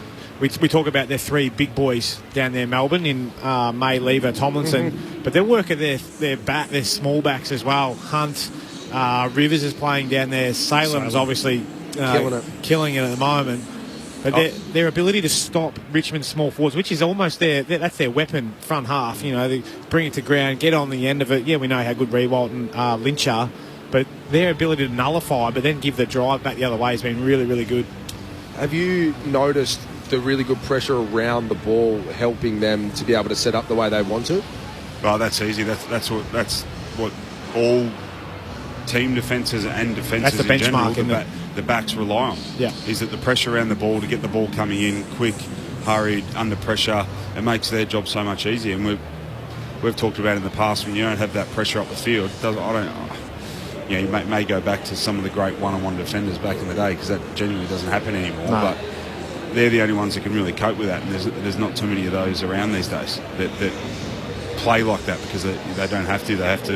They have to play as a team defence. So when the ball's coming in pressured high, no one's got time and space as midfielders as Richmond to actually make decisions, then of course your job as a defender is made a lot easier. And that's the kind of footy that holds up at the business end of the year. Yeah, that's right. So that's why there's so much reliance on, the backs rely on the mids to do this, and then once it's in the forward line, the mids and the backs rely on the forwards to apply the pressure to keep this momentum and this consistency of pressure throughout the field, because it makes every other line's job easier at that particular time. Yep. So their backline looks well organised. They've got frantic pressure in the front half. Their midfield's breaking even, and they're in possession of one of the best ruckmen in the competition. Exactly. That's not a bad tell. That's right. And then thinking ahead, we're allowed to do this in the media. You don't do this as a player. But if they're able to get through tonight and have a good win, then what does it look like for me for the next kind of 2 or 3 weeks? Yeah. Is it we're as good as we kind of thought we are, and then you can imagine the Melbourne supporters after they beat Richmond. Do you know what I mean? So I'm looking too far ahead, but it's important now for Melbourne players to go in at half time and make sure they're not having that conversation. Correct, or thinking that in the back of their minds. Because I know the coaches aren't saying it, they're not verbally saying it, or consciously, but it's a matter of the players actually going, no, we've done a good job, but let's, the reset button, as easy it is to say than cliche, but it needs to be that, because it's identify what we're doing really well and continue to just drive that message, but the players actually believing it is the most important thing. I don't think they will, though, because I've seen them in the last quarters where the opposition have kicked goals in the first minute, 2 minutes, and they've been able to steady themselves and go, yes, the opposition isn't Richmond, we know that, but I like their ability at the moment to set up and stay true to what they're believing in, what they're doing. They're all buying in, which is the key for them. As you just reeled off, Corby, how strong they are right across the board. But it's the buy-in to actually want to perform week in, week out with their effort. You mentioned out-hunted. They out-hunted Richmond at their own game in that quarter. So 124 possessions to 73 for the term. They kicked 4 unanswered goals. They've got the last 5 in the game. Richmond goalless in that second quarter. So we know that Melbourne's best stacks up.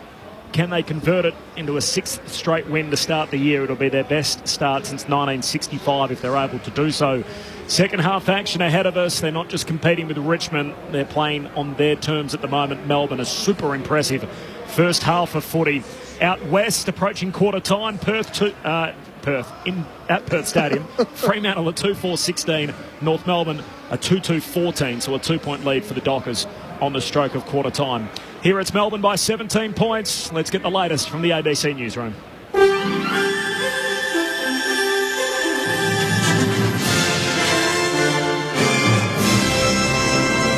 ABC News, I'm Clive Hunton. There's a second case of community transfer of COVID-19 in Western Australia, and it's unclear whether Perth's 3-day lockdown will have to be extended as a result.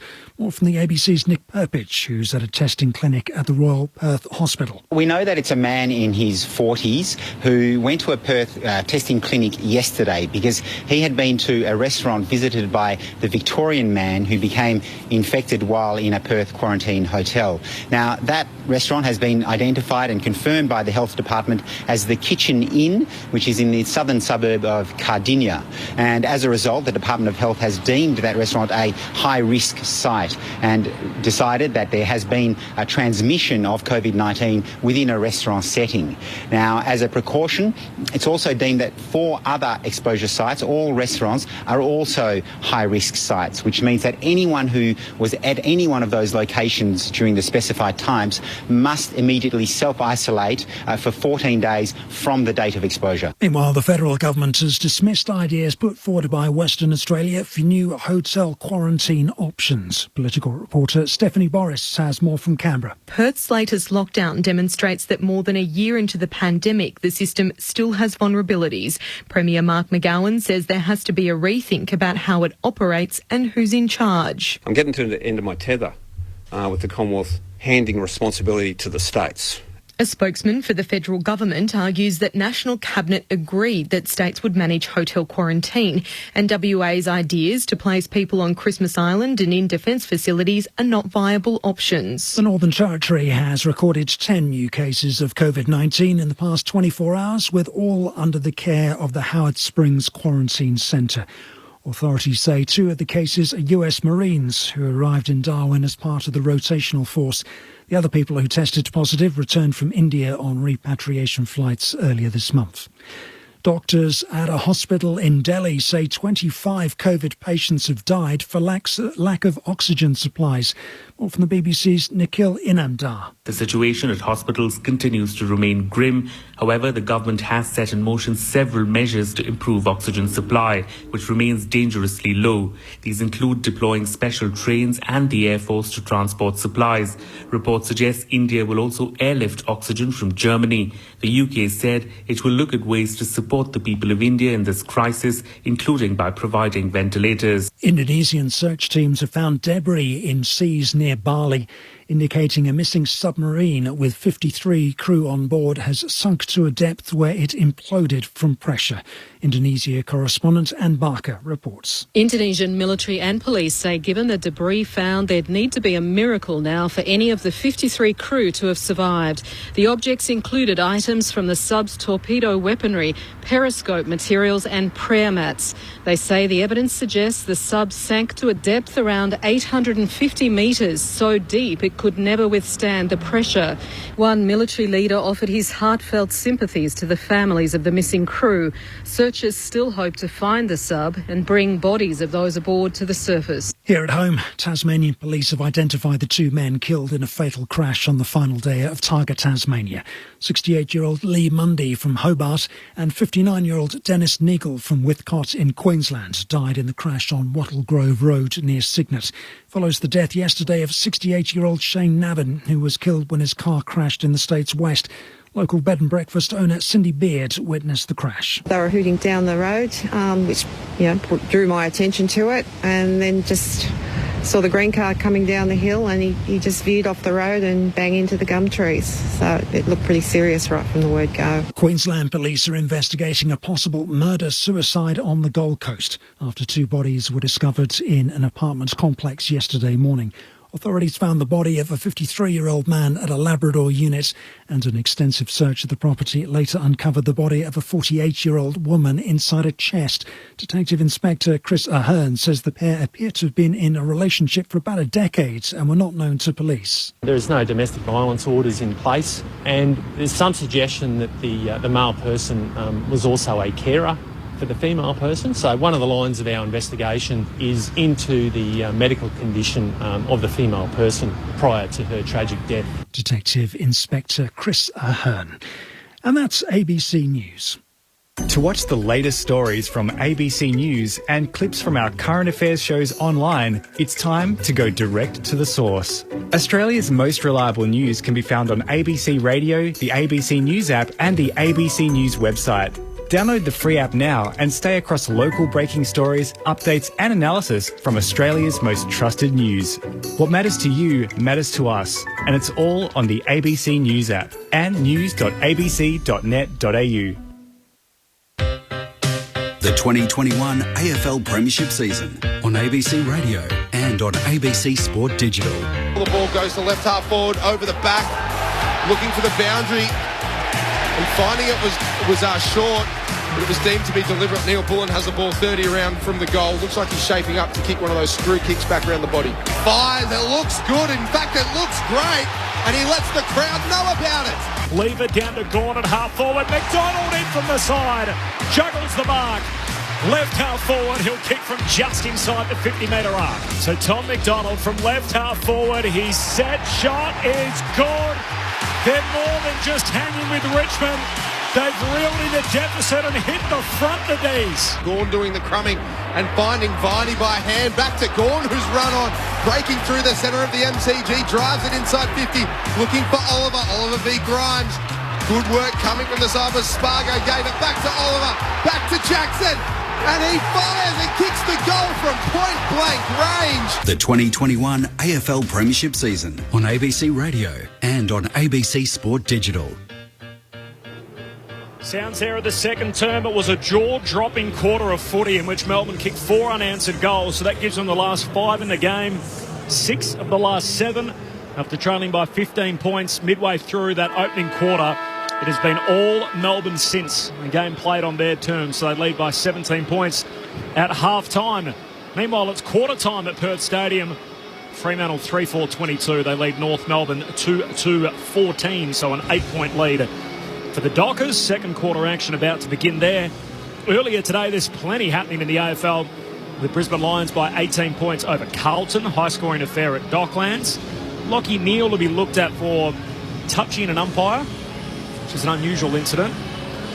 He basically tried to appeal a free kick, or tried to get the attention of the umpire and grab the umpire by the arm. So that's been highlighted for his conduct there. The Gold Coast by 40 points over Sydney. Ben King kicked 5 in the Suns' upset win over the Swans. That's career best. It's a couple of losses in a row for the Bloods too. No, let's move on. They go back to the Swans when they're not winning, don't they? They're only the Bloods when things are going well. Tone's only on them when they win. No, mate. I'll bleed red. He's pulling out the Collingwood and Adelaide tracksuit tops in the other ones. Got to be good to go to 3 clubs, mate. Geelong defeated West Coast by a lazy 97 points. Heaviest loss for the West Coast Eagles under coach Adam Simpson. Jeremy Cameron kicked 3 for his new team. Mitch Duncan 26 disposals and 4 goals. And Jeremy McGovern got hurt, but this isn't like the usual times when Jeremy McGovern gets hurt. He was subbed out of the game. He hurt his groin and looked serious.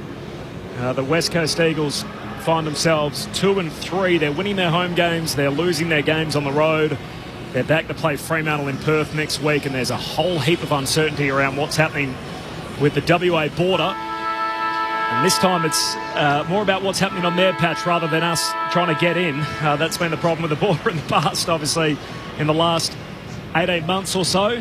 There was another new case, unfortunately, this afternoon, which was announced after the Premier spoke. So 2 now linked to that initial outbreak with that man flying back from Melbourne who's now in quarantine, testing positive yesterday. The states, or the city, the Perth and Peel region, in a 3-day lockdown.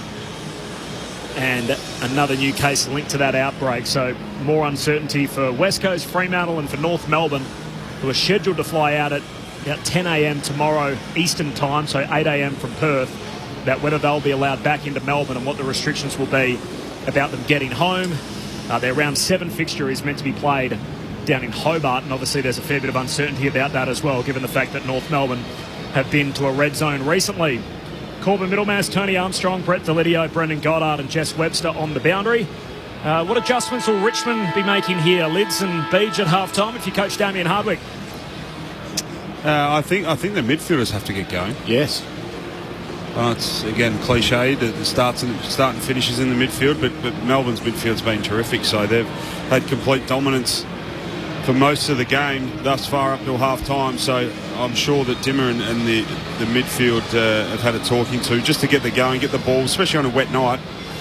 I think the midfield is more important than ever, just to get ground position, field position, then get it forward, then be able to keep it in there, because it's harder then for the opposition to move the ball cleanly out of defence. So just to get going, Dusty has to get going for Richmond. Koch, yeah, so they're all part of the midfield. They're all the culprits, but yeah, I'm interested to see just Melbourne, if it looks the same. Richmond are going to respond. They're, use one of Rossi's favourites, a proud group. They're a proud group.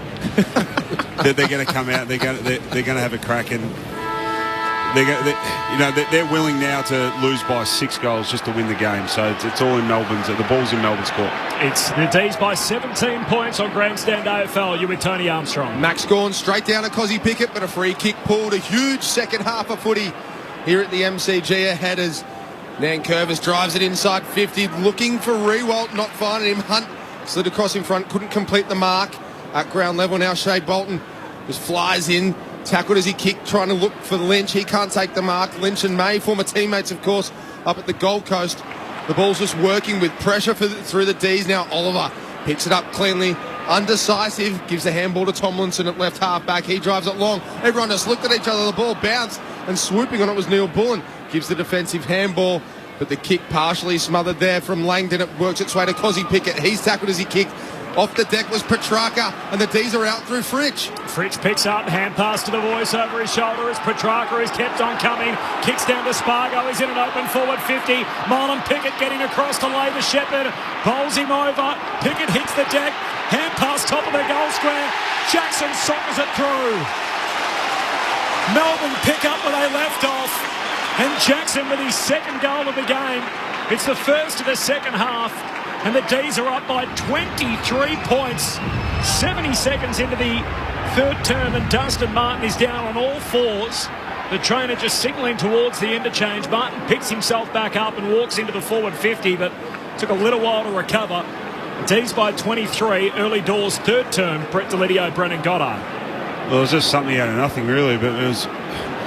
You don't say it very often, but Richmond were outdone by work rate. It was Petrarca there, kicked the ball off the ground, became an overlap. Baker was actually stuck in 2 minds, so hence why, if you're listening and you're watching at home, how Spargo finds so much space, because there came an overlap further up the field and Baker's stuck between a rock and a hard place and has to come forwards. But it was just a work rate from Petrarca. Great hands from Frisch on the far side there to find Petrarca back inside, which then just opened up the game. Last 6 goals of the match go to the Demons as they work the ball towards the Great Southern Stand side. Trying to kick it off the deck was Edwards, but a free kick's been pulled out for holding the ball. So Petrarca with the footy, left half forward, just kicks it, looking for Fritsch. It just overcooked a little bit. McDonald with the crumb, taps it back in the Fritsch direction. He butted up, couldn't quite find the handle. Broad's in there, tackled by Cozzy Pickett. Diving in on the footy, there's McDonald on the second get. He gets it, handballs inside, looking for the corridor, but it's all Tigers. Bolton, swooping handball, finds Pickett. Pickett's handball back inside to Bolton, puts him under enormous pressure. He weathers the storm, gives to Hooley from Baker, back to Baker, but that's running in numbers here. The D's, good defensive pressure. I thought the Tigers were out, but the Demons' pressure's been immense. And a huge tackle there from Spargo on Rioli, and the ball trickles out of bounds. The Tigers can't seem to find the answers at the moment. I think that answers our question right there as to how they were going to start. That was incredible pressure there from the D's in there, and especially their forwards. Really good work. So boundary throw in, high half forward here for the D's. Nankervis palms it straight down to Viney of the Demons. Hand pass to Petrarca, turns and kicks top of the goal square. Gone down there, got a hand to it. Cozzy Pickett lurking, gets rid of McIntosh. Hand pass away to Langdon, chucks it on the boot. He misfires. Missing to the near side and behind. Melbourne by 24. I know we're not a numbers broadcast, but the total disposals, Melbourne have had about 85 more than Richmond, and the tackle count is Melbourne +3. Inside 50s, by the way, Richmond's way, 32-29. The D's lead by 24 points. Short plays on, runs his full measure, kicks to centre wing. But playing in front of his man was May. Ends up taking an uncontested chest mark. So the Demons will reload. May, beautiful left foot kick. As he lines up, just three-quarter kicks it. Is there a poor left kick? No, I don't think there is, Beach. Or a normal, just non-beautiful left foot kick? Pickett at ground level gave the handball, but put his team under enormous pressure. That let the Tigers in. But the ball, through a bunch of pressure, ends up going out of bounds. No, I think whenever it's a left footer, you've got to go, ooh, classy. Yeah, classy left footer. Beautiful left kick. Beautiful. 45 around from the Demons' goal. They're kicking to the City end. They lead by 24 points. They've kicked the last 6 goals of the match. Right in front of the Eternal Flame as the boundary throw-in comes down to Nankervis. Hurried kick out of the defensive arc, but Langdon picks it off for Melbourne. Up on the southern wing, hand pass to Oliver, shares it with Salem. Back to Oliver, turns and kicks down to half forward for the D's. Really no one at the drop, they all looked at each other. Skids through to Nankervis, hand pass to Short. High up and under, out towards half back for the Demons. And Langdon, like a rugby league fullback, just stands underneath the high ball and hugs it to his chest. He's got it 80 out at left half forward for Melbourne. D's by 24 points. There's a free kick off the play. The umpire's is down, pointing Melbourne's way. I think he's got that wrong. It's going to be a free kick to Richmond as Grimes was floored in an incident there with McDonald. So Langdon's going to have to hand the ball to Shea Bolton, who's on the mark. He kicks long down the line. It's a 2-on-1 Melbourne's way. The ball off hands, comes to Edwards, who crumbed classily and then kicks forward looking for Rewalt. The fist came from behind. No free kick given, although I thought there was a bit of high contact. The grubber kick goes inside. Lynch gathered the ball, gave the handball over the top to Bolton. This way, that way. Oh, did he bite off a bit too much? No. Dusty opens up, fires the banana. Oh, Brayshaw drops the chest mark, but he's got time. Finds May, and then Salem by hand, who brought his own footy. And he kicks a long relieving kick and finds Jackson at half back. He spills it, slips straight to his hands. Plenty of time to mop it up. Hand pass to Langdon on that southern wing. The 1-2 with Oliver. Langdon keeps on going. Hand pass out in front of Petrarca. Up over halfway, Melbourne. Sweeping hand pass to Gawn on the 50-metre arc. He hands it to Pickett. Hand pass back to Petrarca. His hand pass knocked down by Grimes and out of play. And out it goes. 40 out for the Melbourne goal. Getting it done by hand. Good wet weather footy. What are conditions like downstairs, Jess Webster? That rain is not going away. I have to admit, I've sought cover, guys. Please don't judge me, but I just refuse to think that it's going to die down. So for the moment, I'm seeking shelter. Hopefully it will go away soon. Jess Webster down on the boundary, undercover at the moment though. Shane Edwards gathered the ball off the ruck contest. He went this way and that way, but he was wrapped up by Neil Bullen. This pressure from the Demons is immense and it's not stopping.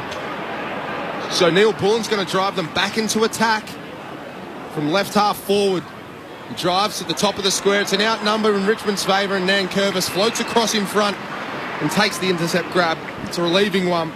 Then he kicks ever so short and finds Bolton. He goes by hand to Hooley. He goes by hand again to Asprey.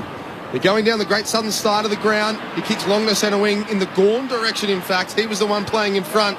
It's all Demons there. They've got the outnumber. Defensive handball from Hunt. Came to Hibbert. His kick no good. Finds Bolton for the Tigers. He wastes no time. Plays on immediately. Kicks out wide. It's a 3-on-1. But the one did pretty well. He tapped it towards McIntosh. But then the pressure came from the Demons. They've done this over and over again. Viney stepped on and then gave the handball to Langdon. So Langdon hooks his kick back into the corridor. Wanted Petrarca. Just bowls over Viney. Petrarca still ends up with a footy. Long hand pass down to McDonald. Turns and kicks inside 50 and skidding through. Bailey Fritsch takes the mark for Melbourne. What about Christian Petrarca's work? Going to ground, somehow stands up with the wet footy. slings a hand pass to McDonald, which leads to this set shot. I was going to make mention of the play before that where they nearly got out the back, and Richmond did a good job stopping that forward 50 thrust, but how clean he is it's just an absolute standout in these conditions. And that's the good thing, like the best players do, and they stand out more than most, and in particular wet nights like tonight is just unbelievable how clean he was on 2 occasions in the last 3 minutes. So Bailey Fritsch and the famous number 31, he dobs it. It is all on Melbourne's terms. 9 minutes into the third, the D's lead by 30 points. They're 8-7-55, Richmond 3-7-25. 9 minutes into the third term, Fritsch with a couple, and all of a sudden it's 7 straight for Melbourne. Brett Delidio and Brendan Goddard on Grandstand AFL. Well, we can just see Dr. Reg Hickey coming off with Dusty. I saw him grabbing at his eye or his cheekbone when he did come off, or when he was hurt before, but what we don't usually see against Richmond is a huge outnumber. That's what we saw out there at half-back. There was 3-4 Melbourne midfielders, half-backs that swarmed on Jace Castagna, moved the ball forward. Christian Petrarca, incredibly clean, as you spoke about, Beej, and then Tommy McDonald just pulled one out of nowhere and laced out Bailey Fritsch. 7 goals on the trot for the D's, and here they go again. Petrarca inside handball looking for James Jordan. Didn't quite hit the target, but he butted up. His handball turned over, went straight to Cochin, who gave the handball defensively to McIntosh. His forward handball missed the target, putting enormous pressure under their teammates. The hack kick to centre half forward was turned over. Melksham gives the hands to Rivers. Rivers the relieving handball inside to Hunt. Hunt's forward handball in the middle of the ground to Oliver, missed him. Oh, it's a hot footy, but the D's are up to the fight, and so are the Tigers. The handball goes to Nankervis. He goes defensively to Grimes, out wide looking for Rioli. He's got Rivers right there with him in a one-on-one. And Rivers, I thought there was going to be a free kick. There wasn't. But this Demons' pressure is enormous. They keep going and going. Diving on the ball is Fritsch. Into his back there was Nankervis. Umpire circling. You can see the ball. Holding the ball. See what I mean? Holding the ball. Love the theatre of it, you Free blokes. kick to Nankervis. We're standing here, we can see the ball come out of that contest, and Nankervis has actually got the ball in his lap. And the umpire had the exact same view as we have. Nankervis inside the Hawley, kicks out to McIntosh, slips past him, and Langdon beats him in a one-on-one. His hand pass left a little to be desired. Richmond win it in the end.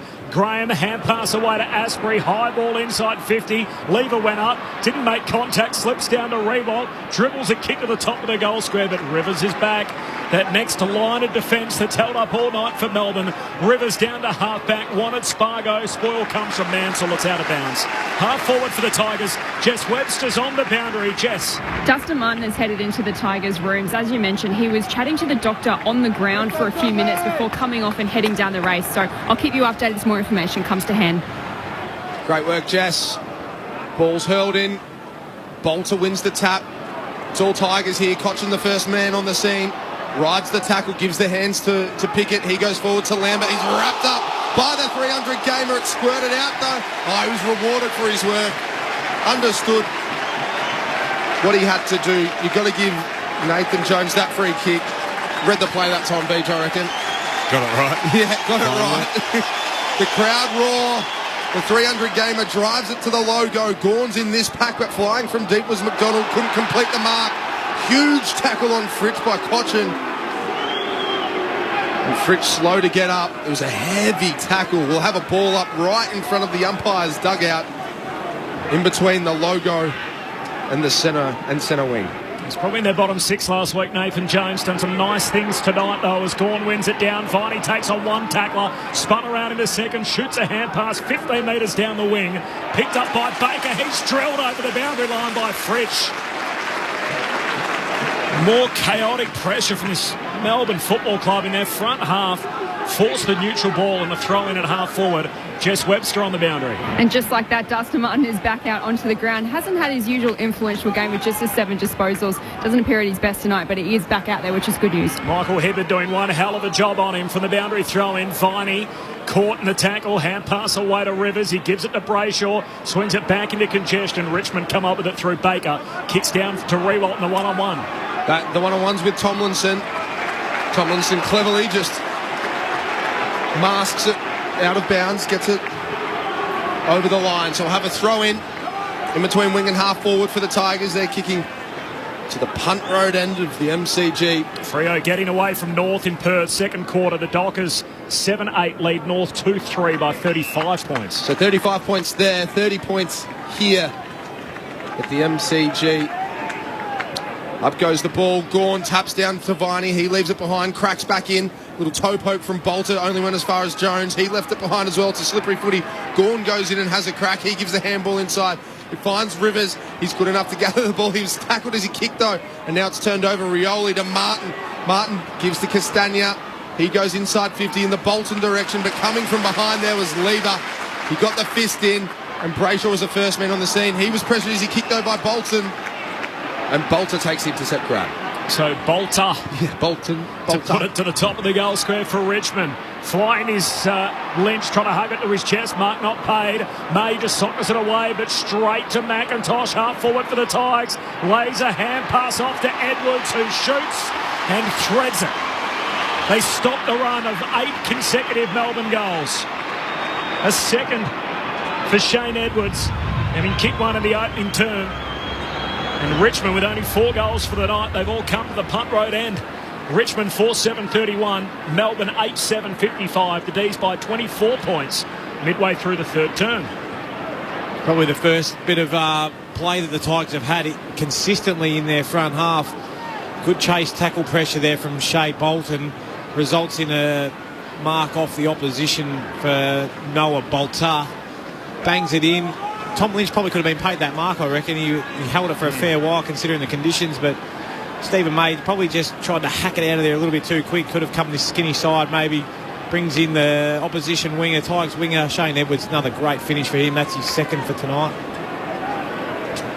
So, stopping a run of 7 consecutive goals for the D's. Here's Edwards again by hand, a loopy one. Looking for Graham, and it's turned over. The Demons pressure. And then they turn it over. Edwards tapped it out to Graham. Graham's laser-like kick to Rewalt was just chopped off at the crucial moment, and the D's are repelling through May. Goes out wide to Langdon.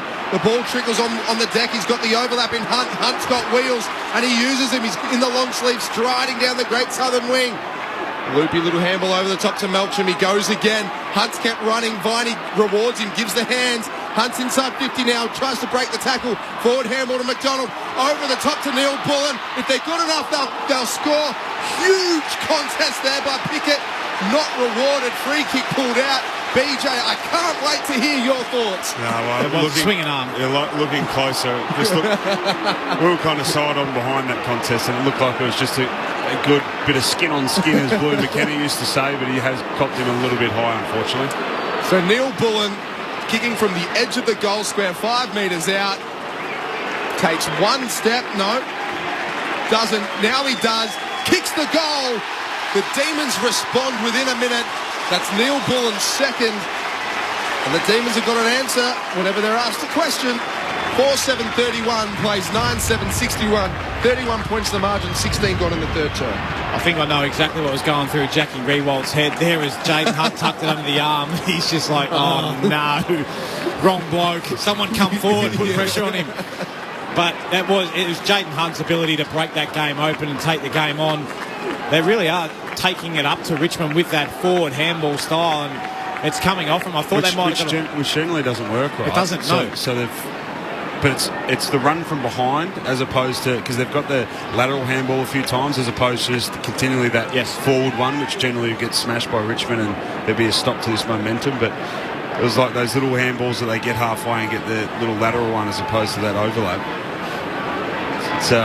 It's great work. Back to 30 points, 17-minute mark of the third term.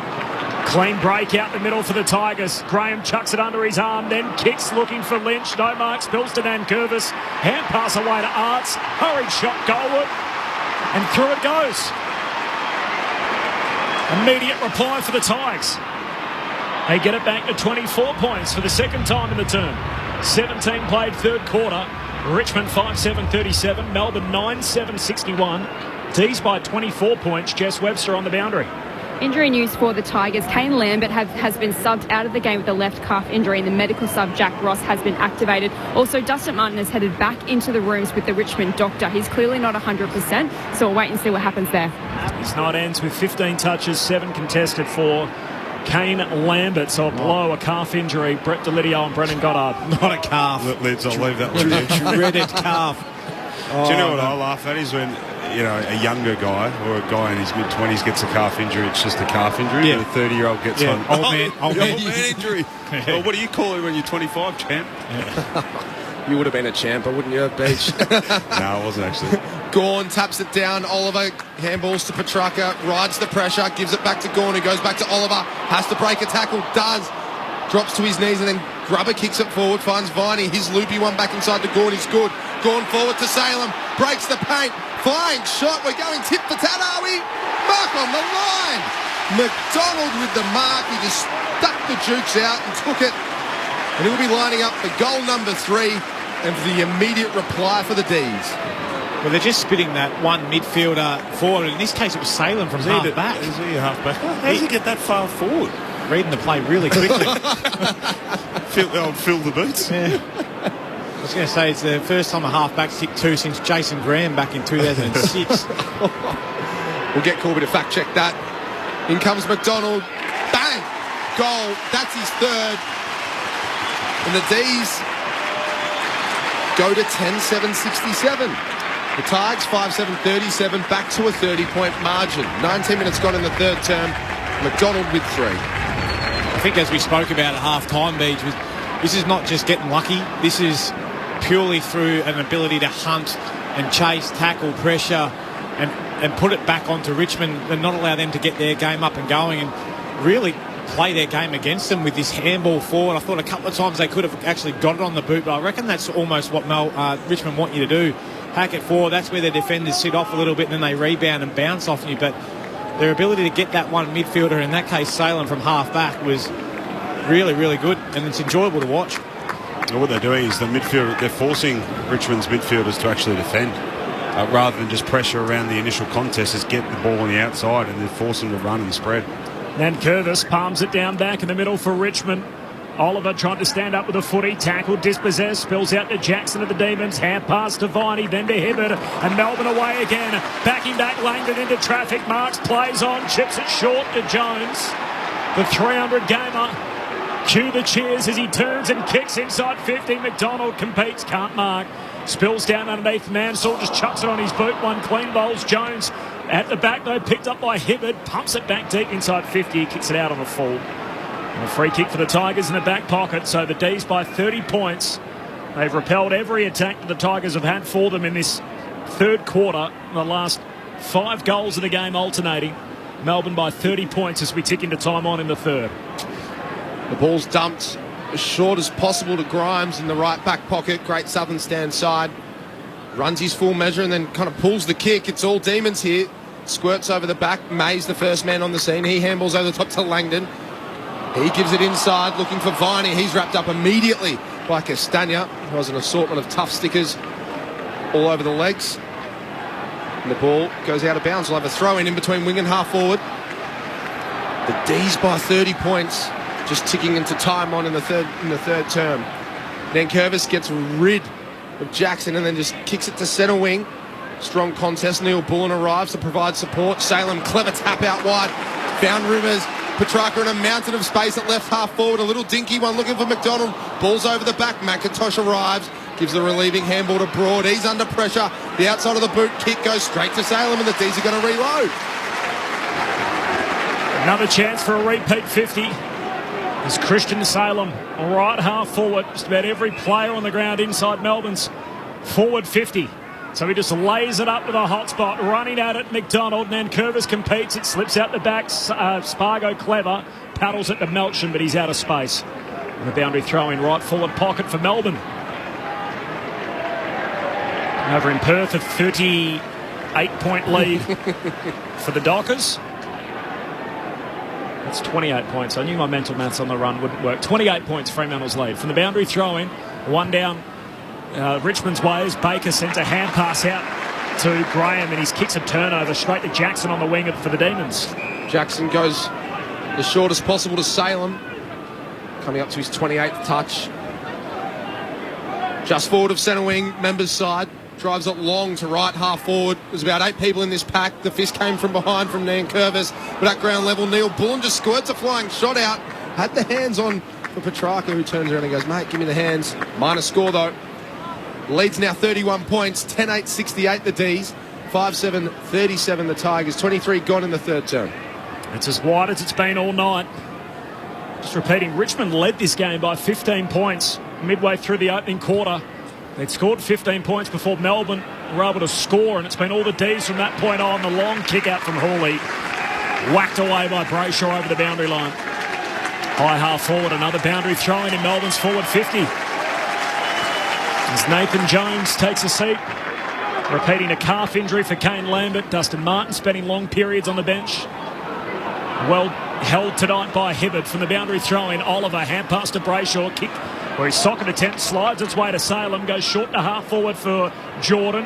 Hand pass out wide to Neil Bullen off the left peg, kicks back into the corridor, but underneath it, Edwards takes the intercept mark at centre half back for the Tigers. Edwards accesses the corridor, finds Bolton, and then he sweeps it out to the Great Southern Stand side.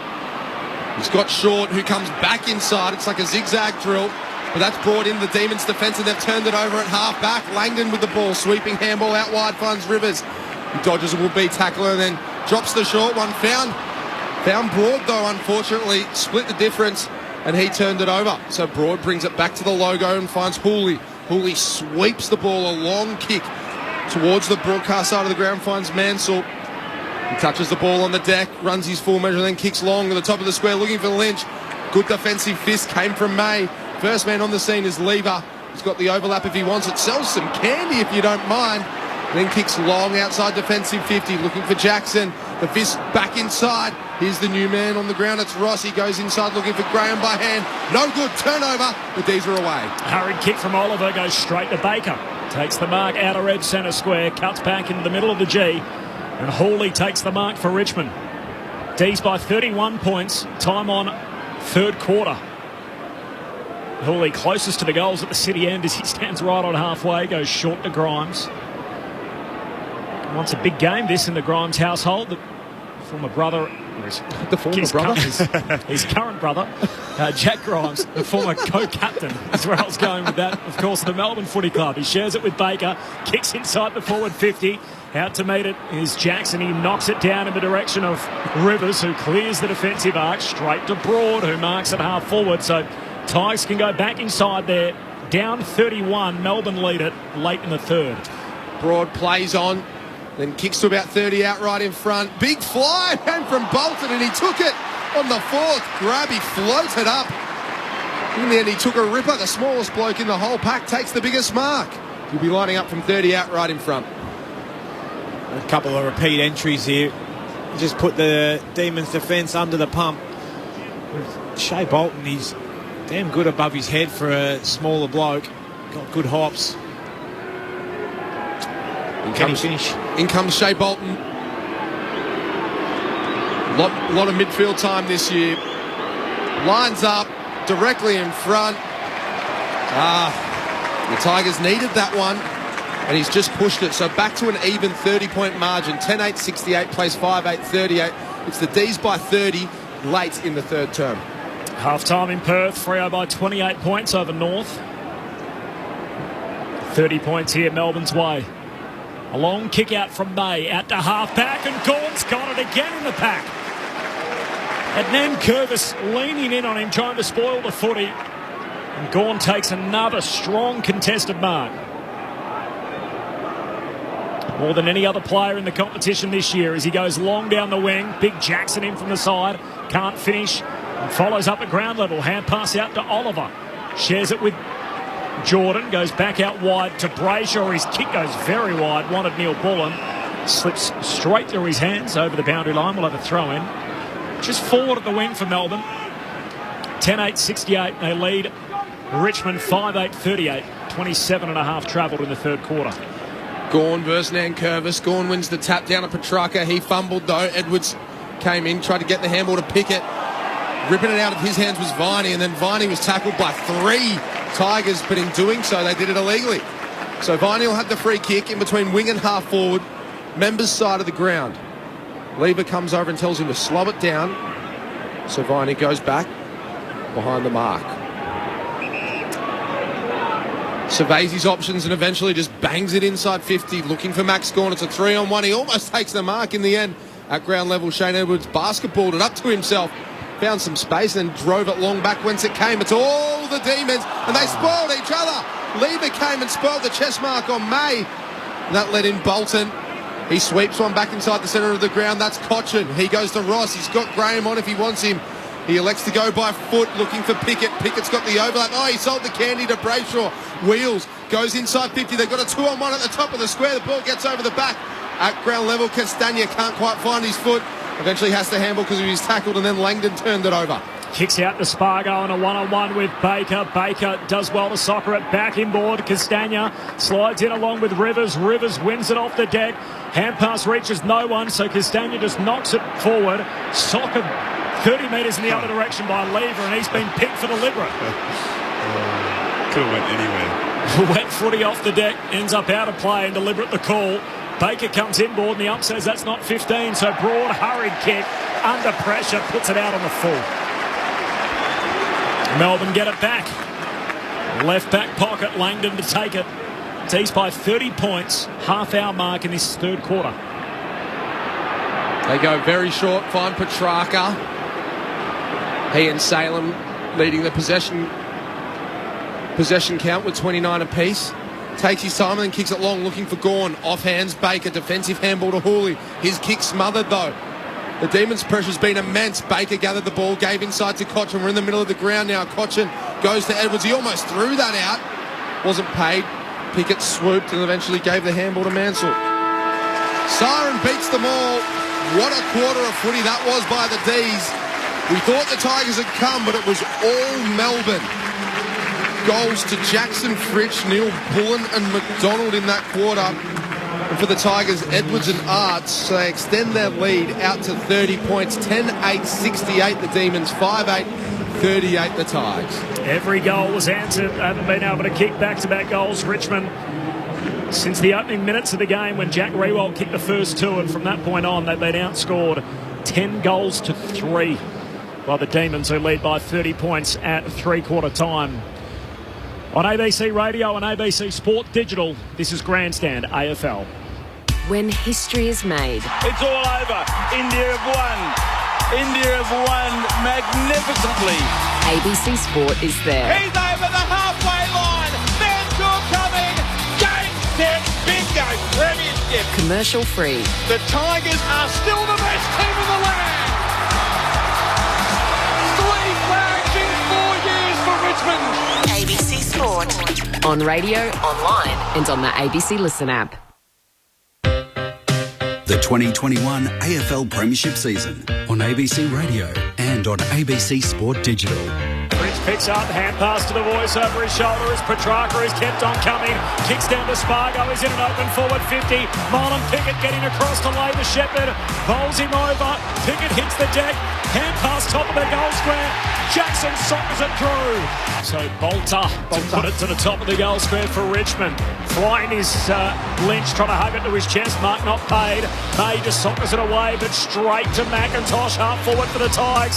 Lays a hand pass off to Edwards, who shoots and threads it. Clean break out the middle for the Tigers. Graham chucks it under his arm, then kicks looking for Lynch. No mark, spills to Nankervis. Hand pass away to Arts. Hurried shot goalward.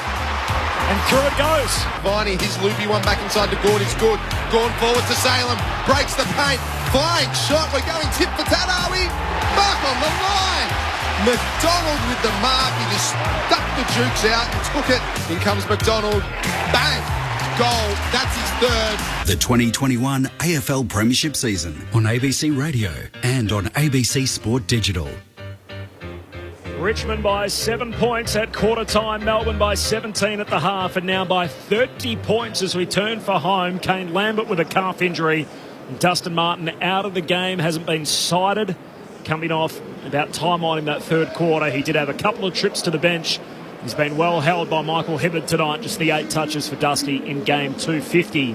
The sub's yet to be made for Melbourne. That's Cade Chandler.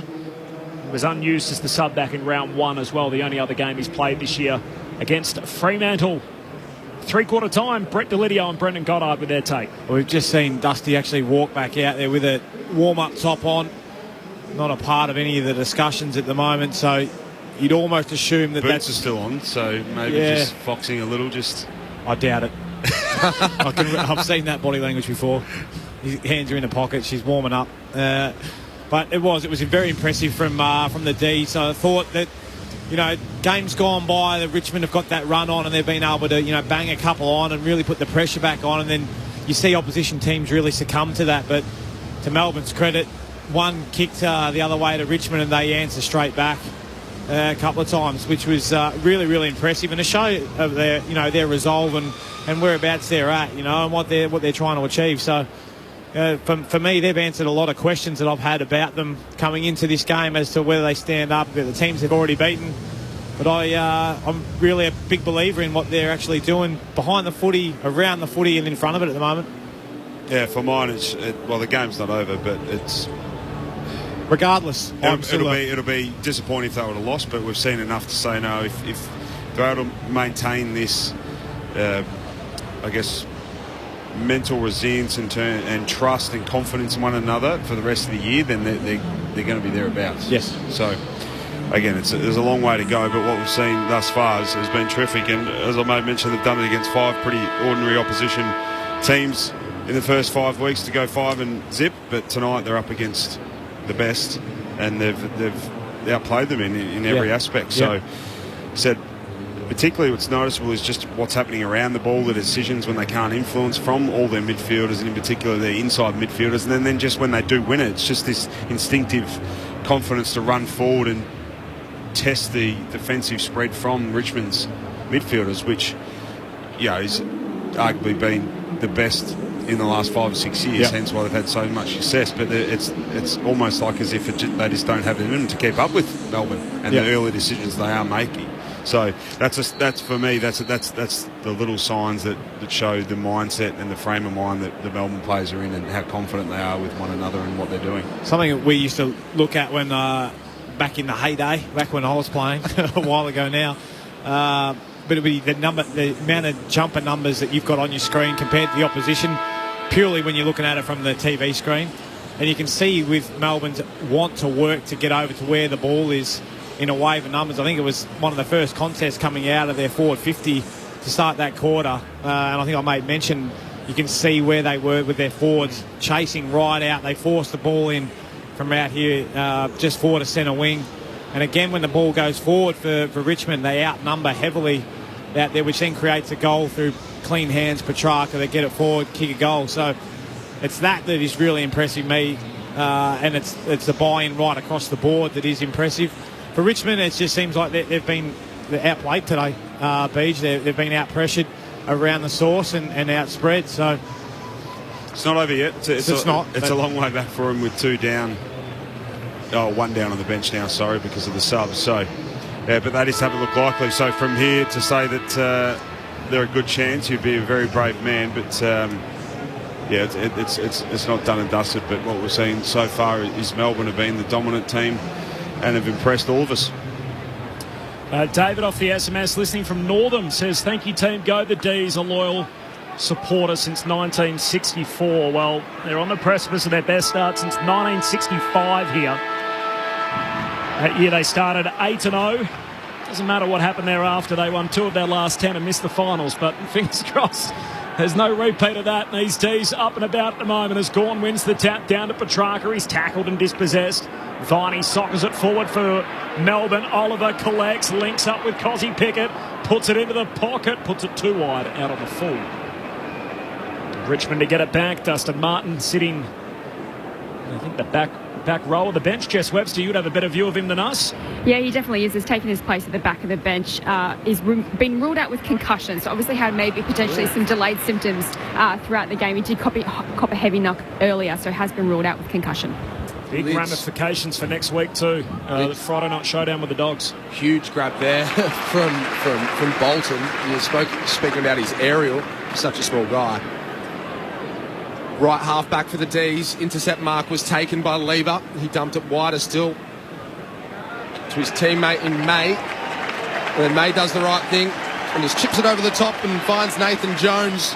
Such a great servant of this proud football club. Kicks it long down the line on the second grab. Taking it was Jackson. So in between wing and half forward, great southern stand side of the ground.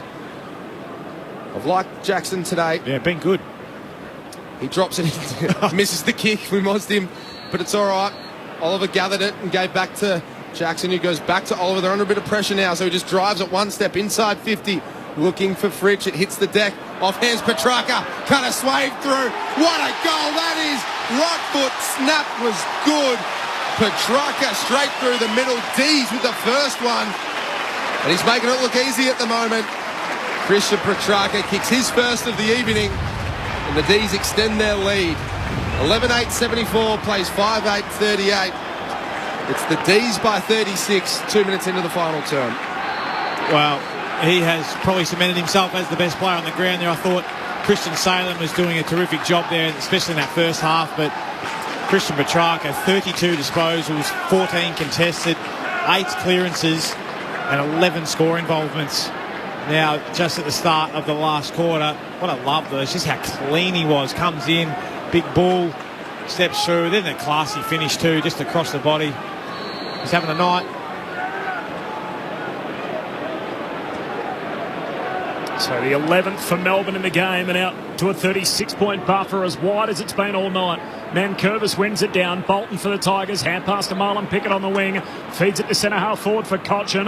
Runs a 360 and then turns and kicks inside the forward arc. Nice work, Arts. Has led Rivers underneath it. Steps back, takes the mark. One of the first times we've seen the small forwards get a hold of a small back down there for Richmond versus the Demons defenders, but just a well-weighted kick and well read by young Jakey Arts. 7 goals for the season, played every game so far this year. Of course, was dropped after the quali last year.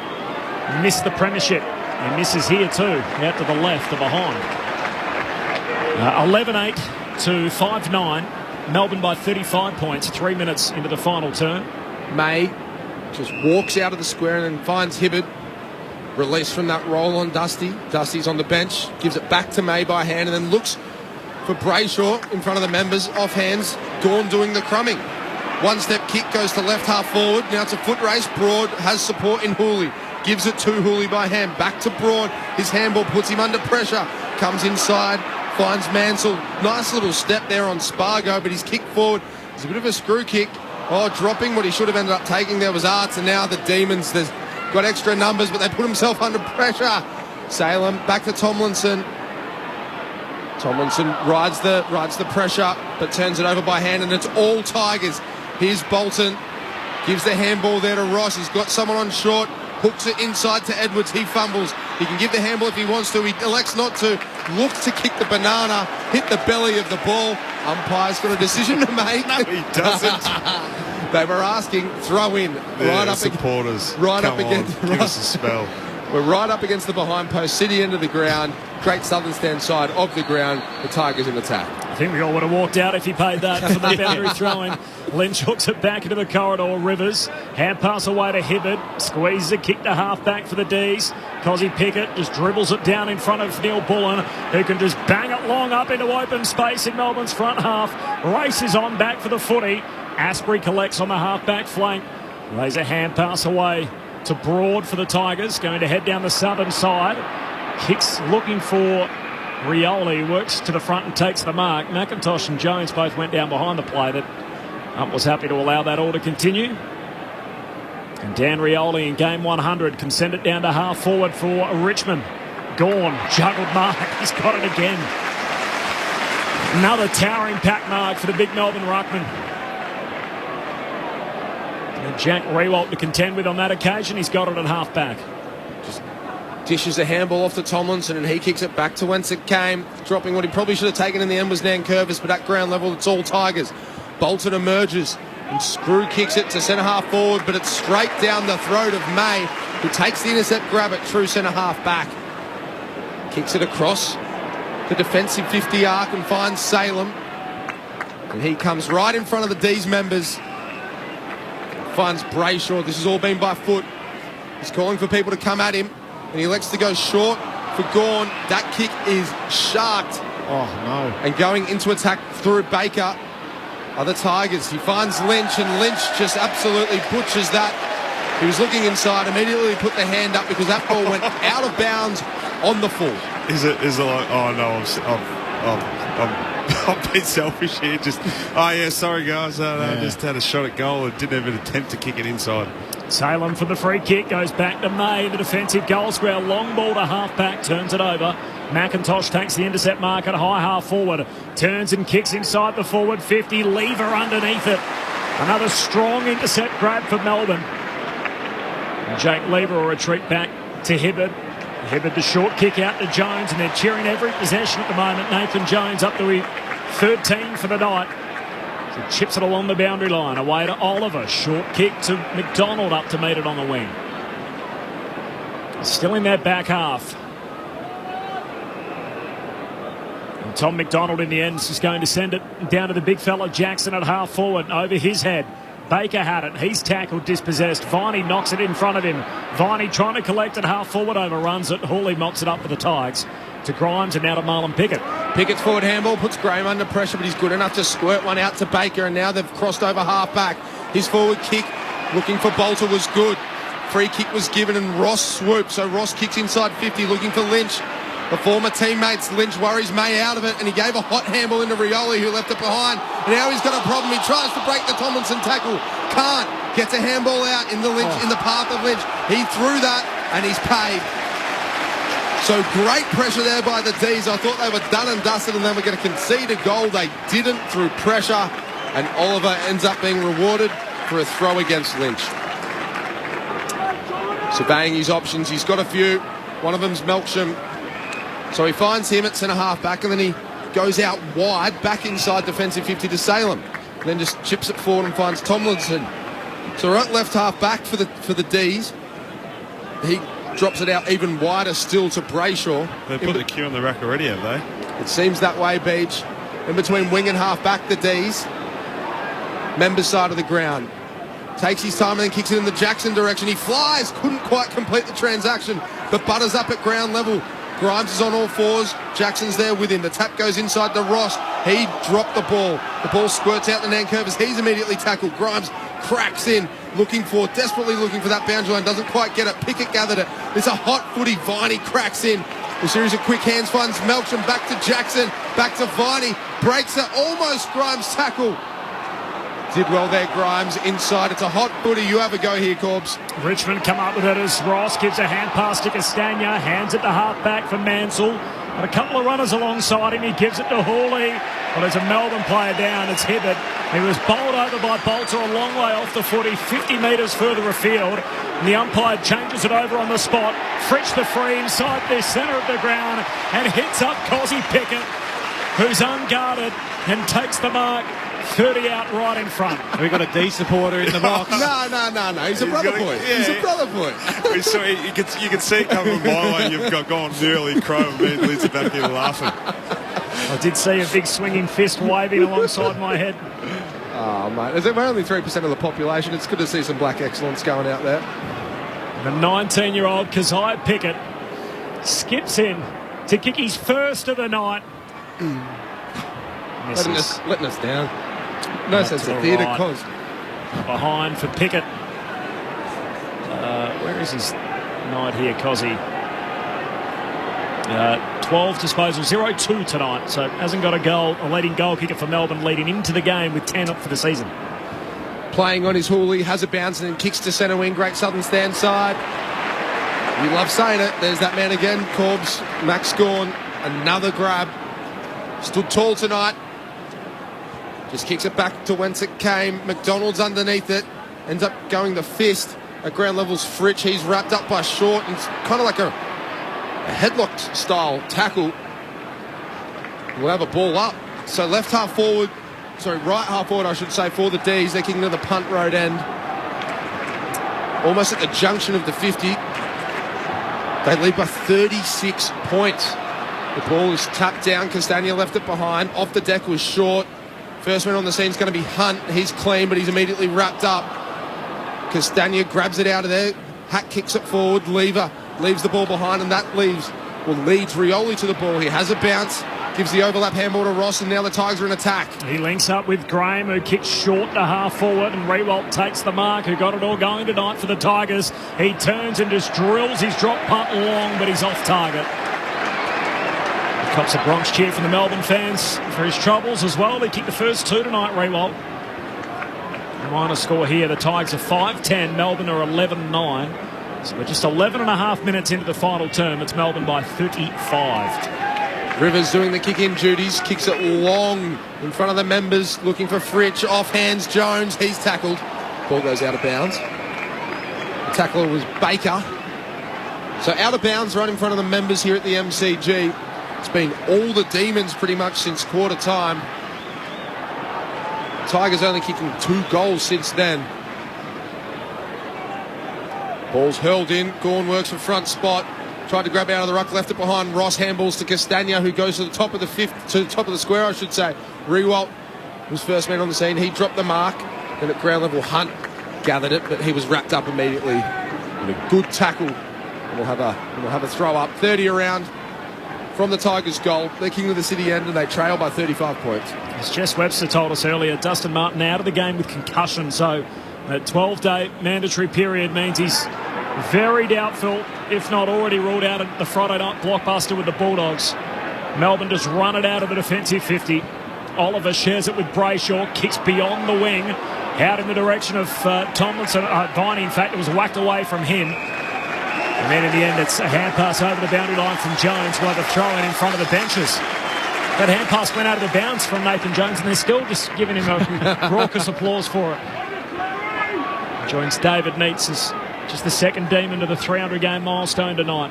From the throw-in, Gawn gets rid of Bolter and tried to get a kick away, smothered by Marlon Pickett, wins the footy. Hand pass out to Bolter, kicks to right half forward, Lynch in a 2-on-1. Both Lever and May go up, Lynch sneaks out the back, wins the footy in the pocket. Hand pass away to Shea Bolton, who can just run it in and pops it through. A 6th for the Tigers. Coming from a long way back. 13 minutes into the final term, the D's lead cut to 29. Melbourne 11-9-75, Richmond 6-10-46. On Grandstand AFL, Brendan Goddard and Brett Delidio. Yeah, I don't think you'd ever question Lever's bravery or intent when it's in the air, but there just needs to be a little bit smarter. There was an occasion earlier in the game where Lever actually spoiled May when he had a clear uncontested mark from a Richmond kick, and he's almost done the same again. Just read that a little bit better and realise that May's in a really strong position there, and it's unlikely, highly unlikely, that Lynch is able to mark that ball and then he's able to stay on the ground and then provide that follow-up and pressure if it does hit the ground. So once they both went up, Lever took May out of the contest, and Lynch was the only one that was kept his feet well enough to be running back towards goal. Good night for Bolton. 25 touches and a goal, leading possession winner for the Tigers. Jess Webster on the boundary. Another injury concern for the Tigers. Dylan Grimes has headed into the rooms with the trainers. He did cop a heavy knock and he was pointing to his ankle as well. So a couple of injury concerns for the Tigers tonight. Jess Webster on the boundary. So we came back to the middle. We had a secondary ball up and now a third. And in this one, Jackson ripped it out and gave the handball to Petrarca, who just kicked it forward. Gawn was the first man on the scene. And then the kick forward went deep inside the D's territory. On hands and knees there was Mansell. He kind of swung his way around and then gave a handball out to no one in particular. A bit of a rolling maul here. McDonald in the end dives on the ball, tries to get it out, can't. So I have another ball up. 45 around from the Demons' goal. About 15 to 20 players around this ball. Gawn in the ruck, pushed out of it by Bolter. He gathered the ball and then kicked it outside defensive 50. Hunt was there. Couldn't quite take the mark. The defensive handball from Langdon went to Salem. Went back to Langdon, and he went very short to Viney at right half forward. So Viney about 70 metres out. Crowded forward 50. And to the left, he just pulls his kick into the pocket. Fritsch out to meet it. The punch came from Mansell. And 2:31's running after the footy, and a boundary throw in right forward pocket for the D's. Famous number in the history of the Melbourne Footy Club, of course, Ron Barassi, both senior and junior wearing it, and the Barassi name particularly poignant on this weekend as well for the Melbourne Footy Club. From the boundary throw in, Asprey, hand pass away to Cochin, gives it to Arts, away to Baker, clears off the defensive 50 for Richmond, kicking down the wing. It's Jackson and Rewalt competing for the footy, spills to McIntosh, he's bowled over, and Castagna in the end tackled out of play, so a boundary throw in on the wing. Ron Barassi Senior dying in Tobruk in the Second World War, 1940 premiership player, played 58 games for the Melbourne Football Club. And of course his son Ronald Jr. went on to become a legend of the game. Ball's thrown in at ground level. Viney just gets rid of one opponent, couldn't quite get rid of the second. I thought it might have been holding the ball. Didn't look too intent on getting rid of the ball. He just wanted to wrestle. In the end, Graham took him to the deck. So another ball up in between the logo and right half forward for the D's. Gathering the ball is Nan Curvis out of there. He got rid of Jackson. His kick just went up and under. Then Graham gathered it, cut a swathe through, and then kicks the centre half forward, looking for Rewalt. Doesn't quite hit the target at ground level. Hunt's there. He tries to take a few on. Ooh, did well to get a kick out, but now the Tigers are in. Castagna picks the ball up cleanly, gives to Edwards, flying through, gives by hand to Baker. Flying shot, it's almost an inside-out torp. Minor score. Pushed it to the right, missed to the right. So the margin now 28 points. 11-9-75 plays 6-11-47. Lever from the kick out goes long to half back. There's a free. It's going against Baker. He just illegally held Fritsch out of it. So Fritsch takes the kick from Melbourne and hits up Gawn on the wing. So Max Gawn for Melbourne. He shares it out wide with Salem, who heads down to half forward. McDonald out to meet it. Pickett involved in a collision with Mansell. They're both a little slow afterwards. Richmond come up with a footy through Ross. Kicks to the wing, finds Edwards, pulls the trigger back into the corridor. And falling face first to take the mark is Jake Arts. 70 metres out. He just kicks it in towards Rewalt in the pocket. From the back, Bolton leaping up, hugging it to his chest, leading Hibbert in the race for the footy. And Shea Bolton takes the mark up against the boundary line. Right forward pocket. He's looked good coming out of the square a couple of times. Up in their forward 50 especially. Good set of hands. It's fair to say the fizz has gone out of this game. It's been a little bit stagnant in between the arcs. But so Bolton, kick on the outside of the right boot, tries to bend it through. Misses. A little skinny on the check side. So Melbourne by 27 points. 18.5 played final term. The walking wounded though, unfortunately the Tigers. Left calf injury for Lambert. Grimes having his ankle looked at. Dustin Martin concussed. So there'll be a bit in the postscript too for the Tigers, who are about to go 3-3. Salem brought his own footy, played on and then kicked long, looking for Gawn in front of the members. Baker at ground level, his kick partially smothered. McDonald has a go. Baker goes back in there and his left foot kick, he just squirted it out. And like a little pop-up sprinkler, Bolton took the mark. Sort of 48 out on a 45-degree angle. Had a big night. Bolton, 26 touches. Kicked a goal, gives the hands off to Hooley, running past. His kick not going to trouble the scorers. In fact, he hooked it. And the intercept grab was taken by Tomlinson. And he relieves the D's pressure. Does so by hand as he lays it off to Stephen May. Long kick down the line. Asprey can't mark. McDonald does well to tap it out of his hands and then keeps it alive for some reason. At half back for the D's. Eventually it's out of play. Because you have to. You have to. He was right on the boundary line and did everything he could to keep it alive. Let's have a guess when the Richmond supporters will start leaving the ground. It's a 20-minute mark right now. Boundary throw in. Slips out the back of Gawn and Nankervis. Petrarca again. The hand pass away to Neil Bullen. He's tackled and dispossessed. Petrarca jams it on the boot. Up over the wing. Melcham smothers it. Sits forward. McDonald just soccers it. 30 metres further afield inside 50.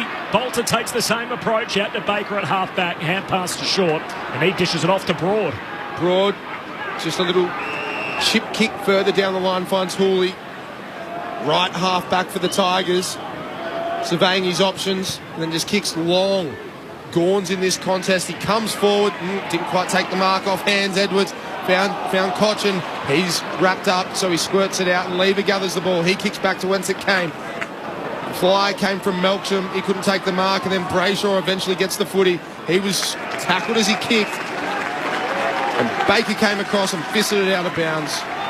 Gawn looks like he's hurting a little bit as he works towards this contest, but no, he looks like he's all right to go ahead. So Gawn versus Nankervis. Nankervis works for front spot. He taps it down looking for Ross. He can't find the handle.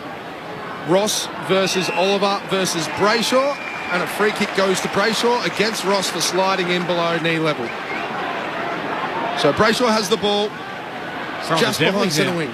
He's got the Devilies out, Brayshaw. Don't know what that means, but horns up.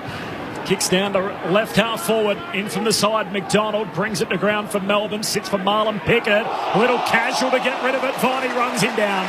Great chase down tackle by the former skipper. And Jack Viney wins possession on the wing. It was all Richmond out of the gates. They had 15 points on the board before Melbourne had scored. There's a wrestle here off the play. Cozzy Pickett is involved. And the umpire in the forward arc in Jeff Dalglish has blown his whistle. And it's going to be a Melbourne free kick, a downfield free. Ryan Mansell's heavily involved as well in the tangle. You heard the reaction from the crowd as we looked up. Both of them were on the deck having a wrestle. And of course, here comes the emergency umpire in his tracksuit pants. He's out there. Wants to get involved. Get me out there. It's like the sub. And Cozzy Pickett's going to get the downfield free kick. So he'll have a chance to kick one tonight, the new cult hero for Melbourne.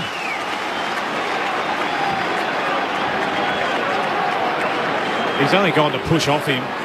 Mansell's decided to headlock him and wrap him up. Ridiculous. And Ryan Mansell's going to have to stand the mark as well. Jumping up and down on the spot as Cozzy Pickett puts one straight over his head and runs straight at Mansell. And it's on again. A melee ensues. And Cozzy Pickett kicks his first of the night. Let Mansell know all about it. It's Melbourne's night. They've done a job here on the reigning premiers. The D's by 33, 12-9-81. Richmond 6-12-48. 23 played final term. Well, we're worried that the spice have gone out of the game. Oh, we've got another free kick here. Someone's got carried away. I think it was Shea Bolton on Clayton Oliver. Clayton Oliver's won an Oscar. Just ripping at his jumper. He has, but there's so much carrying. Because I didn't need to do that go, but you kicked it. No, you don't prove anything by going back at the bloke. You just got a free kick off. And then it was nearly over and done with, and then it was actually Pickett first into Oliver, and Bolton came over as that kind of patted out and then gave away a stupid free kick. Yeah, fake hotheads, they can't have it. What can you do anyway? Like, seriously, all this jumper punching and pulling, it looks ridiculous. The only person unhappy with all this, the property steward won't be too chuffed. Giuseppe. Punching new jumpers. Giuseppe Mumwum. He used to be down at Corn Cannons. Yes, he did. So the free kick and the absolute gift for Clayton Oliver from 45 metres out. His kick is off target, misses. So we didn't even get a bounce back in the middle. Back-to-back shots for Melbourne. They now lead by 34 points. The D's 12-10, Richmond 6-12, 25 minutes into the last. Short goes short to Baker and gives by hand, and then the turnover comes and Viney has the ball at centre wing. The D's fans are loud at the moment. Great Southern Stand side of the ground. Viney drives it back inside 50. Cozzy Pickett's around this. The ball squirts over the back. Short by hand to Hooley, then to Broad. Broad with the outside of the right boot, kicks it forward, down the line. Free kick. There's just niggling this game everywhere. I mean, it's too little too late. McIntosh with the ball at left half back, just plays on. Drives it long, looking for Bolter. He can't take the mark. Hunt with the spoil, off hands Edwards. Drives it long inside 50. No one's home. Hibbert takes the intercept mark. He's got numbers on everywhere. They're trying to fashion this to get it to Jones here. He just dumps it short and finds Brayshaw. So Brayshaw is with a short kick to May, trying to take the last few minutes out of the game.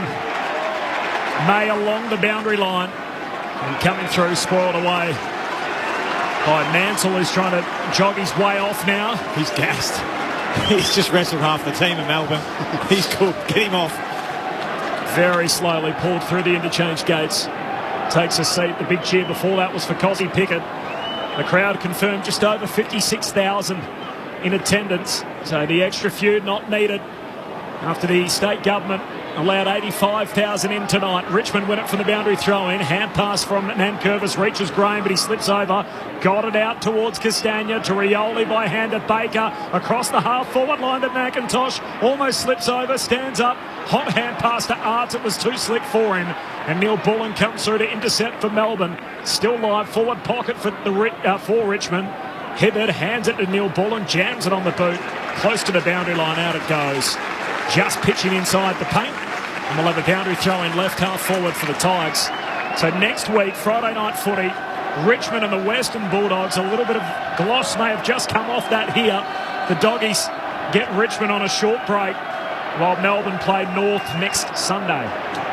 Gawn fisted the ball forward off the subsequent throw-in.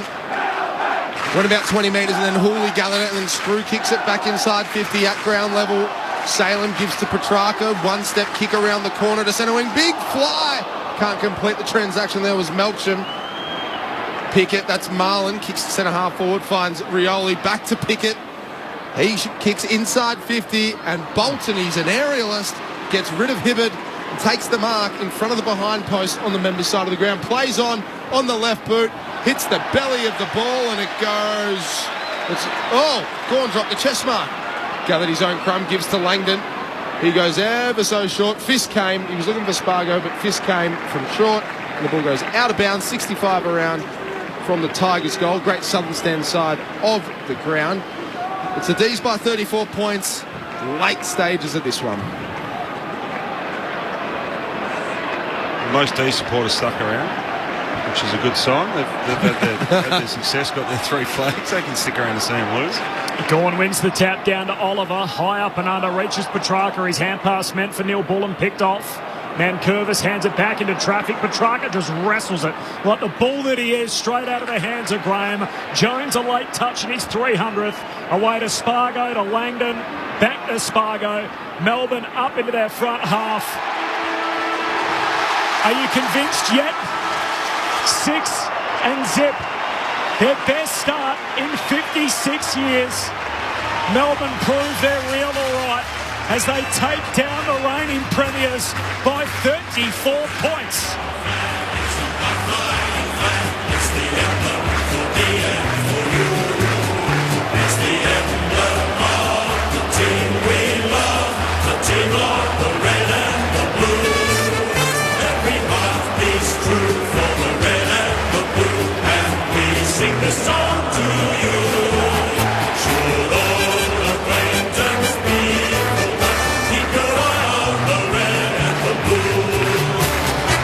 It was all about Richmond for the first 11 minutes. They kicked 2 goals, 3-15. They led Melbourne, who had yet to score in the game. The D's just had to hang tough. They got their way to quarter time. Richmond leading by 7 points. And from that point on, they never looked back. They kicked 7 unanswered goals either side of quarter time and half time to lead by 30 points early in the third quarter. It was really all elementary from that point on. The Demons winning by 34 points in front of 56,500. It's the emblem for me and for you. It's the emblem of the team we love, the team of the red and the blue.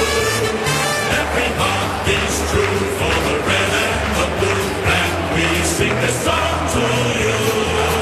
Should all acquaintance be forgot, keep your eye on the red and the blue. What a devastating display for the Melbourne Footy Club. We got the Checker Hughes medal to come. Of course, what a great servant in the history of both footy clubs. Checker Hughes I'll tell you more about him in just a moment. The best of field medal named in his honour.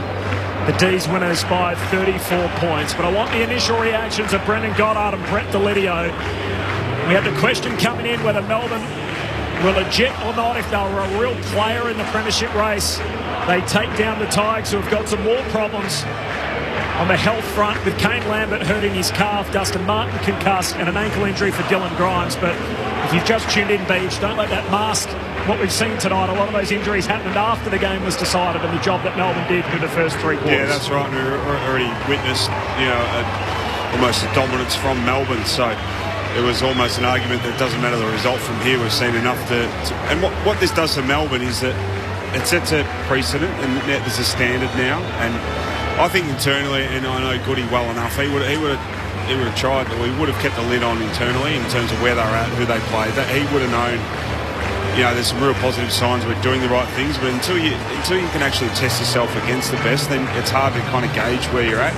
So tonight was that test for me, and for a lot of us is what are we going to see? And I mentioned it before the game that this is what we're going to see for the rest of the year, and that's the reason, because now there's an real expectation from everyone. Internally there would have been already, but I think publicly and externally now it's just like, well, this is Melbourne. This is the Melbourne of 2021, and now the challenge is that to bring that every week. But what we've seen in the first 6 weeks is I think we're going to get this 9 times out of 10 is this effort, intensity, the pressure, the buy-in, and regardless of circumstances, regardless of the time and response from the opposition, it's going to look like this. This is Melbourne. This is our identity, and it's going to look like this. That's the most pleasing thing, and that's what I came here wanting. I wasn't sure whether we're going to get it, whether there were at times when Richmond challenged, and we talked about it at the start of the first, start of the second, had all the momentum, but Melbourne went, no, we know what we're doing. Stay calm, focused, continue to shove back. They've got the momentum. We know the situation. Play it safe. Know the circumstance in the game. Play accordingly. And then when it's our time, when we've got momentum, then we're going to capitalise. I'll come back to you, Beach and Brett Delidio. The presentation of the Frank Checker Hughes Best of Field medal. In honour of the 7-time Premiership player, coach and World War I veteran. Awarded to the player judged best on ground. The medal will tonight be presented by Jennifer Allen, granddaughter of the great Checker Hughes. Would you please join me? Well, I actually don't know who the winner is. Hey, I think I need to know the winner. That is... So, we've seen some faux pas in the history of presentations of medals. I remember the Michael Tuck presenting his own medal. We got one of the producers from Channel 7 yelling out, this is a complete debacle. Christian Petrarca. So there will be serious questions asked into this. Someone's just lost their job. Serious questions. How does she not know who won the medal? Oh, she could have discussed it maybe firstly, a little bit it's a better. massive honour playing on Anzac Day Eve in front of a great crowd. I pay my respects to the men and women who have fought for this great country. So thank you very much. So Christian Petrarca wins the first ever Frank Checker Hughes Best of Field medal. And it's fair to say that's one of the most botched presentations we've seen in a long time. Let's not put it any other way. A couple that stand out. Remember Michael Tuck presented his own medal and announced it as the Norm Smith medal? And I remember the Ross Glendinning medal once was voted on, which is the best player in the Western Derby, was voted on by a panel of experts. Ross Glendinning decided he didn't like who they came up with as the winner, so announced Michael Gardner the winner on the spot and changed the award. That's in the top 3 ones I've seen with my own eyes. No, the other one I'm thinking of is Zoolander. When Zoolander goes up instead of Hansel.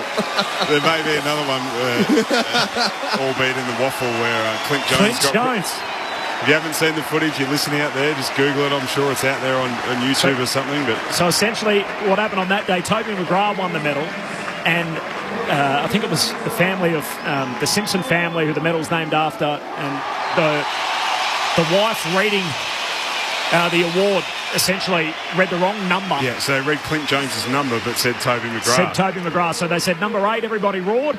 And Clinton Jones walked up. Didn't hear the Toby McGrath bit, and then they all pushed out Jonesy. And so poor Clinton Jones, who was up there, and I think that his opening words in response were, this is a bit unexpected. I didn't think I played that well. Yeah, sure this enough, is a bit of a shock. I didn't think I went that well. Sure enough, he hadn't won. Mate, you actually, you didn't. He didn't. They said that, and then went, no, and there's this footage of Jonesy standing there. He had to hand back the medal, and then he just walked off the stage. But I've never seen anything quite like that, where who won? The woman who presents the medal is up there ready to present it, speaking, and then doesn't but then know says, the answer. I'm here to present it, and then said, "That's odd.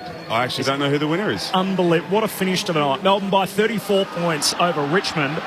Nathan Jones just having a chat at the moment. Can we pick that up on the PA at the back end of that, Jules? We'll see if we can listen in. Week.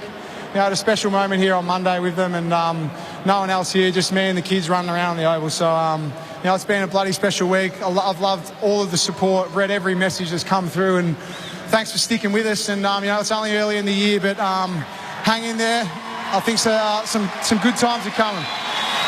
Get over there with the team, mate. Get carried off. So that's Nathan Jones in his 300th game, and you can hear the roar in the background. He ran out with young Bobby and Remy, his two kids, and his wife Jerry here as well, who's pregnant with twins. Wow. To come. Good luck, Jonesy. Yeah. She spoke about her trauma and the heartbreak of having 3 consecutive miscarriages last year. Was very public with it. Now they've got twins on the way later this year, due in September. Could be a busy September at the Jones. Twins, Basil. Yeah. Family household. He's been chaired off the ground here as the two teams make a guard of honour. The Richmond Football Club sticking around as Jake Melcham lends a hand, along with Max Gawn, to carry off Nathan Jones. 3-time best and fairest winner. Made his debut in 2006, played finals in his first year, didn't play finals again until 2018. So that's and 5 times he's finished in the bottom 2 teams on the table. So he's done the hard yards with Melbourne, and now in the twilight of his career reaches his 300th, with Melbourne having their best start since 1965. They're 6-0 to join the Bulldogs on top of the table. Winners here, Melbourne by 34 points over Richmond. Meanwhile, over in Perth, it's the Dockers 9-3-67, North Melbourne 5-9-39. So a 34-point advantage for the Dockers approaching three-quarter time in Perth. We did get cut off. We heard from Brendan Goddard, Brett DeLidio. Sum it up for us. Melbourne winners here tonight by 34. I'll probably just echo what Beach said. I was coming here just to see exactly where Melbourne were at and can they stand up. They keep talking to us about this is where they believe they're at. There's buy-in. They're being selfless is a term we keep hearing from them repeatedly. And I think we saw it out there today, to be honest. They all got their lick. Plenty of footy for all their midfielders. There's hardly a player on the board there that didn't really have a great game. Charlie Spargo at the bottom, who's only had the 6 touches. I thought his work rate in and around the forward half was pretty good. But, I think I'm more about what it says about Melbourne than worrying too much about how poor they made Richmond look. I think Richmond will bounce back. We've seen that. But Richmond have Bulldogs next week with Dusty out, potentially Lambert out. Well, Dusty potentially has to be out. If he has to be out, sorry. Yeah, with concussion, then he's done. So Dogs without Jong, our boy Timmy English, the haircut. Right. And, and Dunkley. And potentially Dunkley. So, that'll be a fascinating clash, that one. But I think really pleased for Melbourne, to be honest. The Dogs, I know they lost, as you just touched on, they lost a few themselves as well, but they'll start favourite, you think, the Western Bulldogs next Friday night. So if they win that game, Richmond would have lost 4 of their last 5, and all of a sudden they find themselves 3-4. We had the question come through off the SMS from Vic saying, are Richmond a top 4 team this year? So from 3-4, it's easy to say that. Can they pull it back from there? Well, they can, yes. If there's anyone that can, they've shown it. They did it in 2017. Basically, they won the last how many games? 7 in a row here at the G, and they gave 13 in a row to win the flag. Yeah, exactly. So we know they can. But as Dimmer said in one of his presses only a week or 2 ago, we want to get our season up and going a little bit. So there's some questions there around what's going on, and now injuries compound that as well. So it'll be interesting to see, where the wash-up is, I think, from the players that are going to be available point of view, and to see what changes they do, because we saw Melbourne take it right up to them and mix it with their own game against them, which is something we haven't seen against Richmond for the last 4 or 5 years. Well, rarely, I'd say probably never in the last probably 5 years have you seen an opposition team have nearly more than 100 possessions, more than against Richmond, sorry. Yeah. So, like... I know the Giants did it up there, but they were missing 4 or 5 of their best. When they belted them, But that was, that's the Dusty only... got tagged by DeBoer and... Yeah, Jezza had the field day. He had like 30 and kicked 7. Okay, yeah. So rarely does that happen. That's an anomaly in today's day and age. So there's a bit of a reflection of their ability to defend, and that's one of their strengths and has been their strengths, to be able to slow the opposition down, force them in a long kick method, stagnant ball movement. That's what they force you to do. That kick does go down the line, then their backs, the intercept marking, and then from there they get speed into the game. That's kind of been, one of, if not their biggest strengths, and they just haven't been able to do that in the last couple of weeks. Winners by 34 points. Melbourne, they start 6-0 on top of the premiership table with the Western Bulldogs. Let's kick it down into the Melbourne rooms. A very happy bunch, I'm sure.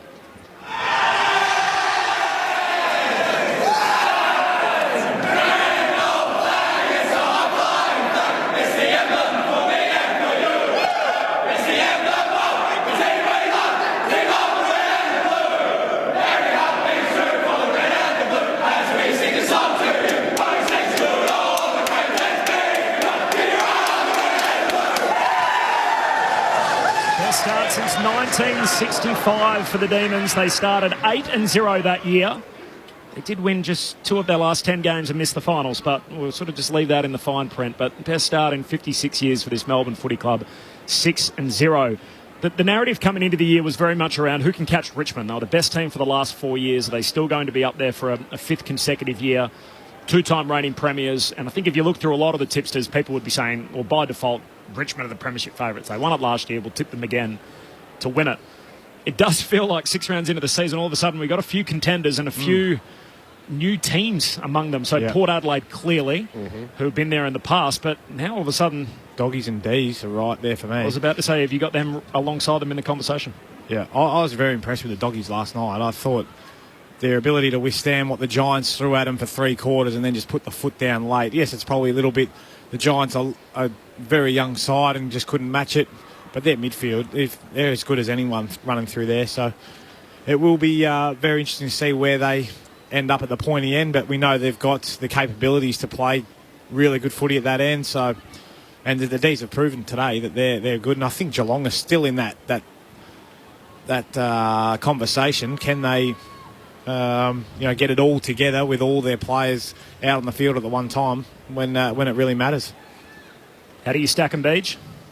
Yeah, well, you have to give them respect, both Bulldogs and Melbourne, for what they're doing, and Melbourne's next 3 weeks too, like getting themselves up for this week against the best team in the competition the last 4 years and reigning premiers and all that is a big ask, and then they roll into next week against North Sydney and Carlton. So, and that'll say a lot about them too, about whether they're... Well, expectation. That's been their trouble, I reckon, over the last however many years. The old drinking their own bathwater kind of stuff. Bit. Yeah, definitely. Well, definitely.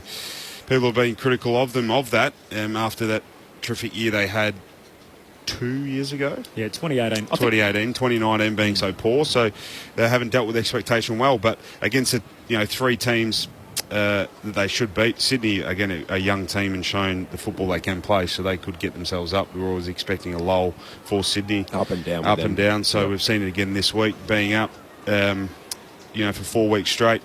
But, they're the 3 games they should go out in the right mentality and approach the game. There should be a discussion around we approach these, next week being North. North obviously struggling, down by 40 points now, heading in the last quarter over in Fremantle. Coming off a trip to Perth, we don't even know how it's going to look next week. But Melbourne's challenge is we have to approach this game and prepare like this game as if we're playing Richmond. Like we are playing the best team every week. Exactly. That's the challenge, and it's the reason why it is so hard. Teams struggle with it. It's because it's so hard. It's hard to get yourself up mentally for like that. Even though the younger players, just conscious in the back of the mind, are telling them, we're only playing North next week. Maybe I could just, slip this, ice bath or just ease up a training here. And that's the challenge, and that's. Again, one of the big things that separates good and great teams is just the ability to just keep repeating the same old, formula. And as boring as it is, this is what works. And it's, the reason because teams struggle with it is because it's hard. Or it happens in game and in quarter where you start to roll the dice going forward of the footy, not rocking up like we have seen them do tonight. Every contest they were outnumbering. That's when you know when teams are on and whether they're willing to pay the price ultimately to, win those games that they arguably should. And I think it's all about how you start. Ultimately, I've seen in those games, Beej, I don't know whether you agree, but if you start on the right mindset, it tends to set you up for the... I tend to think it's early in the week because think about the build-up to this week too, and now that we just beat Richmond by 30 points. Yeah. And it's like there's going to be a coming down. So there's this over-excitement, and then tomorrow there's going to be this lull, and it's like, how do I then reset myself?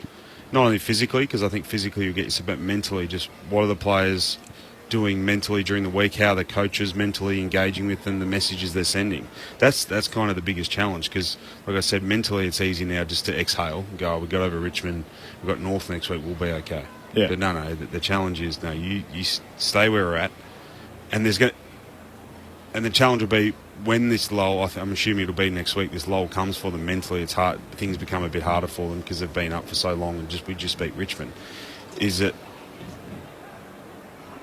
that can mentally you can go in a game in a good frame of mind, but there'll be a lull physically. You can go into next week and they go, well, I actually don't feel that great.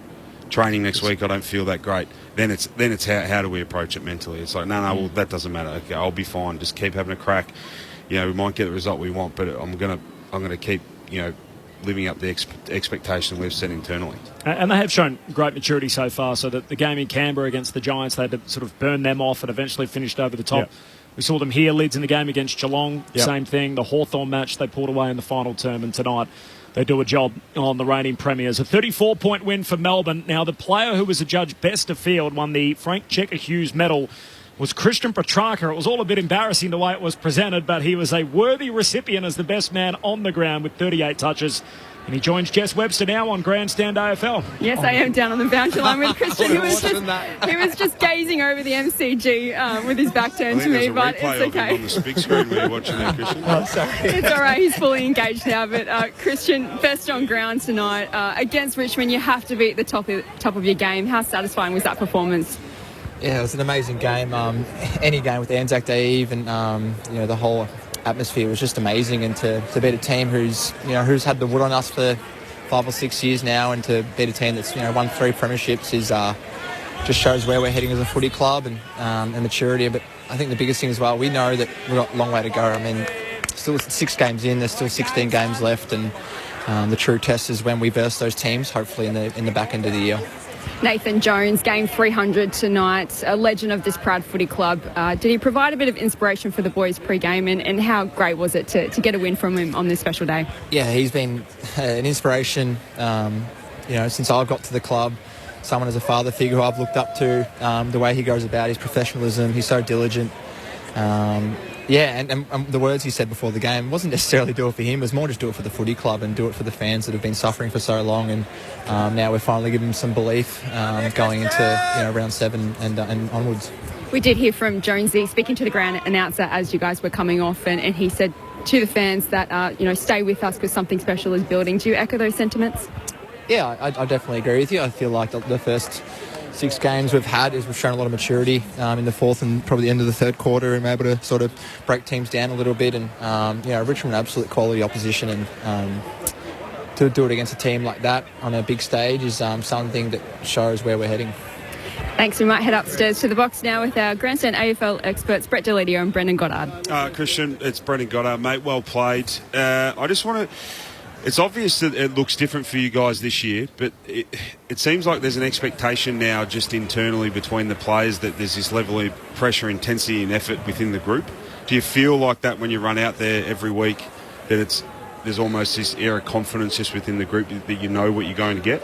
Yeah, definitely. I feel like we've sort of built on it. I felt like in the hub last year we were...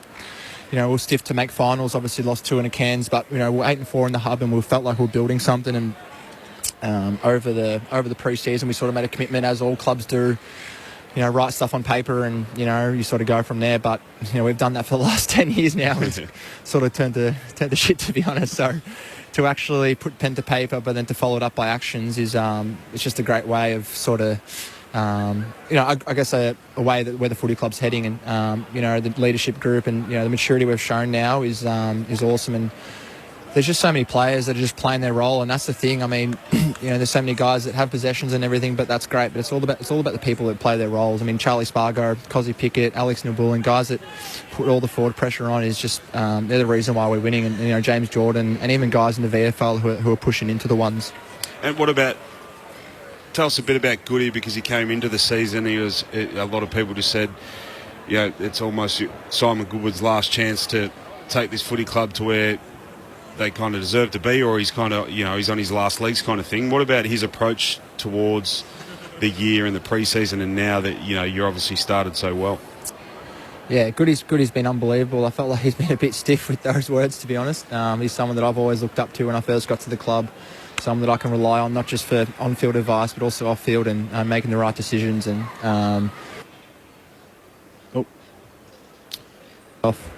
Is this better? Yeah, we got you now. All right, sorry, just cut off. I think the biggest thing that he's sort of helped us do is just play. Is just go out and play to our strengths. And I feel like a lot of guys are just backing the system in now. There's no chirping or whining behind the scenes, and there's no soft ear. We're all just backing each other in. And I think that's what footy clubs are built on. Is built on the culture and respect of not just the players, but the coaches as well. And can't underestimate Adam Uze coming in, and Choco Williams, who he's hilarious, to be honest. He's a bit of a left wing. The difference, is he calling himself the difference now that his name's been floated in the media a couple of times? Just walks in with a bit of a head wobble. A little bit. His approach to things is very different, but what he does is he installs a lot of belief in us boys.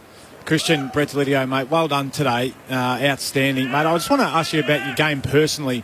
When do you feel like the penny dropped and things changed for you and you said, right, enough's enough, I'm going to become an absolute star for this team, Melbourne, but really start to dominate? Was it your mindset? Was it your training habits? What was it, mate? Can you give us a little insight, please? Being around the midfield sort of helps a little bit more. You get a few more touches here and there. But no, I just think a little bit of approach of everything. I was 24 last year, or 23 a couple of years ago, and I just sort of said enough's enough, to be honest. And, I got my mind right, got a lot of off-field stuff going right. And it's funny when you get a good work-life balance, how much things happen and how much things change. And I don't really think I've changed too much in terms of my training habits. I felt like I've always been professional and diligent in doing recovery and working hard. I just felt like I've just matured a lot and just developed as a person off the field, and that's what's helped me as a person player on the field. And the big guy behind you, the big beard, Maxi Gorm, mate, what's it like roving him every week knowing you're going to get first crack at it? Yeah, he's a ripper. He's an absolute ripper. His leadership over the last 6 or 7 months, starting from pre-season to now, has just developed so much. And he's a true captain. I love playing with him. He always stands up at big moments, always takes a contested mark. I can sort of sneak forward earlier because I know that he's probably going to mark this. So it's good to have him in my corner. Christian, what on earth happened at the end with the presentation of the medal? I actually have no idea. I couldn't even hear anything. So they kept pointing to me, and then I didn't know what was going on. I don't know what even happened. What actually? So at the presentation, the announcement was, this is the presentation of the Checker Hughes medal. I don't know who the winner is what the MC said. And then all of a sudden, one of the television producers ran out and must have just pointed in your direction. He was waving at you, yeah. That's funny. That's very funny. And then all of a sudden, you've come up, but we literally, until we saw you walk up, nobody else had any idea who'd won the medal as well.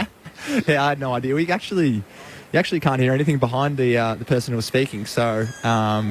Yeah, I mean, it's... No, you just walk forward knowing you I did not think that. I actually thought Salem had it in the bag, to be honest. So, but it is a true honour to, again, as I said when I speak, it was just to play Anzac Day Eve. It's such a great spectacle for the fans, and obviously now because of COVID, we're able to have fans back. It's just amazing. And the jumper you're wearing, it's got the poppy on the front, the 30 names of the former Melbourne VFL players that died in active service. So Melbourne have lost 30 players tragically, and the 2 world wars. Was there much done on that during the week, or much education for the players on the occasion? Yes and no. I feel like us boys already know that the true extent of what's gone on and what has happened. Keith Blue Truscott, our best and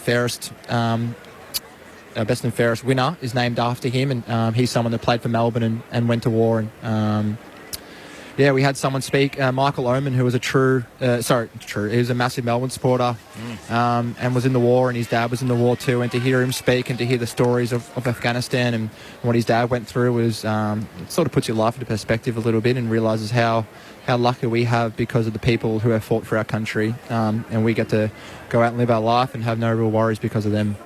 Christian, well spoken, well played. D's flying 6-0, the best start in 56 years for the footy club. Appreciate your time on Grandstand AFL. Thank you very much. Christian Petrarca. I'm sure he'll feature prominently here, Lids, in the ABC Footballer of the Year voting. Am I supposed to have it? No, that's a shocking gag. No, that was really bad. Special mentions go to the big bloke who I was talking about, Maxi Gawn. Gives the midfielders first use. Oliver, Viney, Langdon very good on the wing as well. Ran up and down all day. Nullified the Richmond wingers, but one vote. The man that Christian did speak about was another Christian in Salem. Very, very good off half-back. Probably could have nearly kicked 2 goals.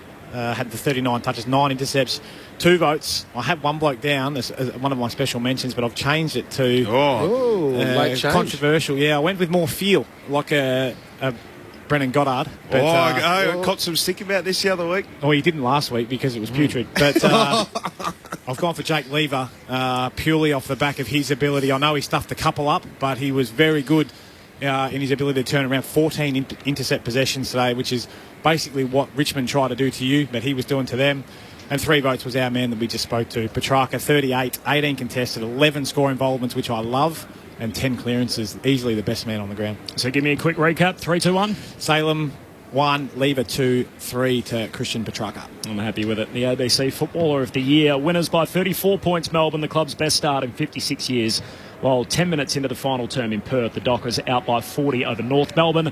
We're told that North are expecting to fly at 10:15 tomorrow back to Melbourne. So fingers crossed that's A-OK, and they don't have too many quarantine measures on them, health permitting. So we'll know more tomorrow. We're on air from 12 noon on Grandstand AFL. We'll be from the ground all day tomorrow. So I hope you can join us then, of course, ahead of the Essendon-Collingwood blockbuster. Brendan Goddard, you'll be with me then? I'm there all day, 6-hour stint. And the most talked about calves between 2017 and 2019 in the AFL are back on the park tomorrow for Devon Meadows. Yeah, baby. Yeah, I am. I'm nervous. I'm sore already from Thursday night training, so look out Sunday. Cautionary couple of calf races tonight. Yeah. No, I'll be straight home into the pool, mate. I'm just making sure I'm fresh. I'll be good. Good fun as always, Tone. It's always a pleasure. Cha-ching. Thanks to Jess Webster downstairs. Thanks to Craig back in the studio. Thanks to Jules McKenzie as well, running the show for us. What a night it's been. Just to flip the whole season on its head, we've got another contender for Richmond in the race for the 2021 Premiership. The D's arriving with a 34-point win. They're 6-0 to join the Doggies.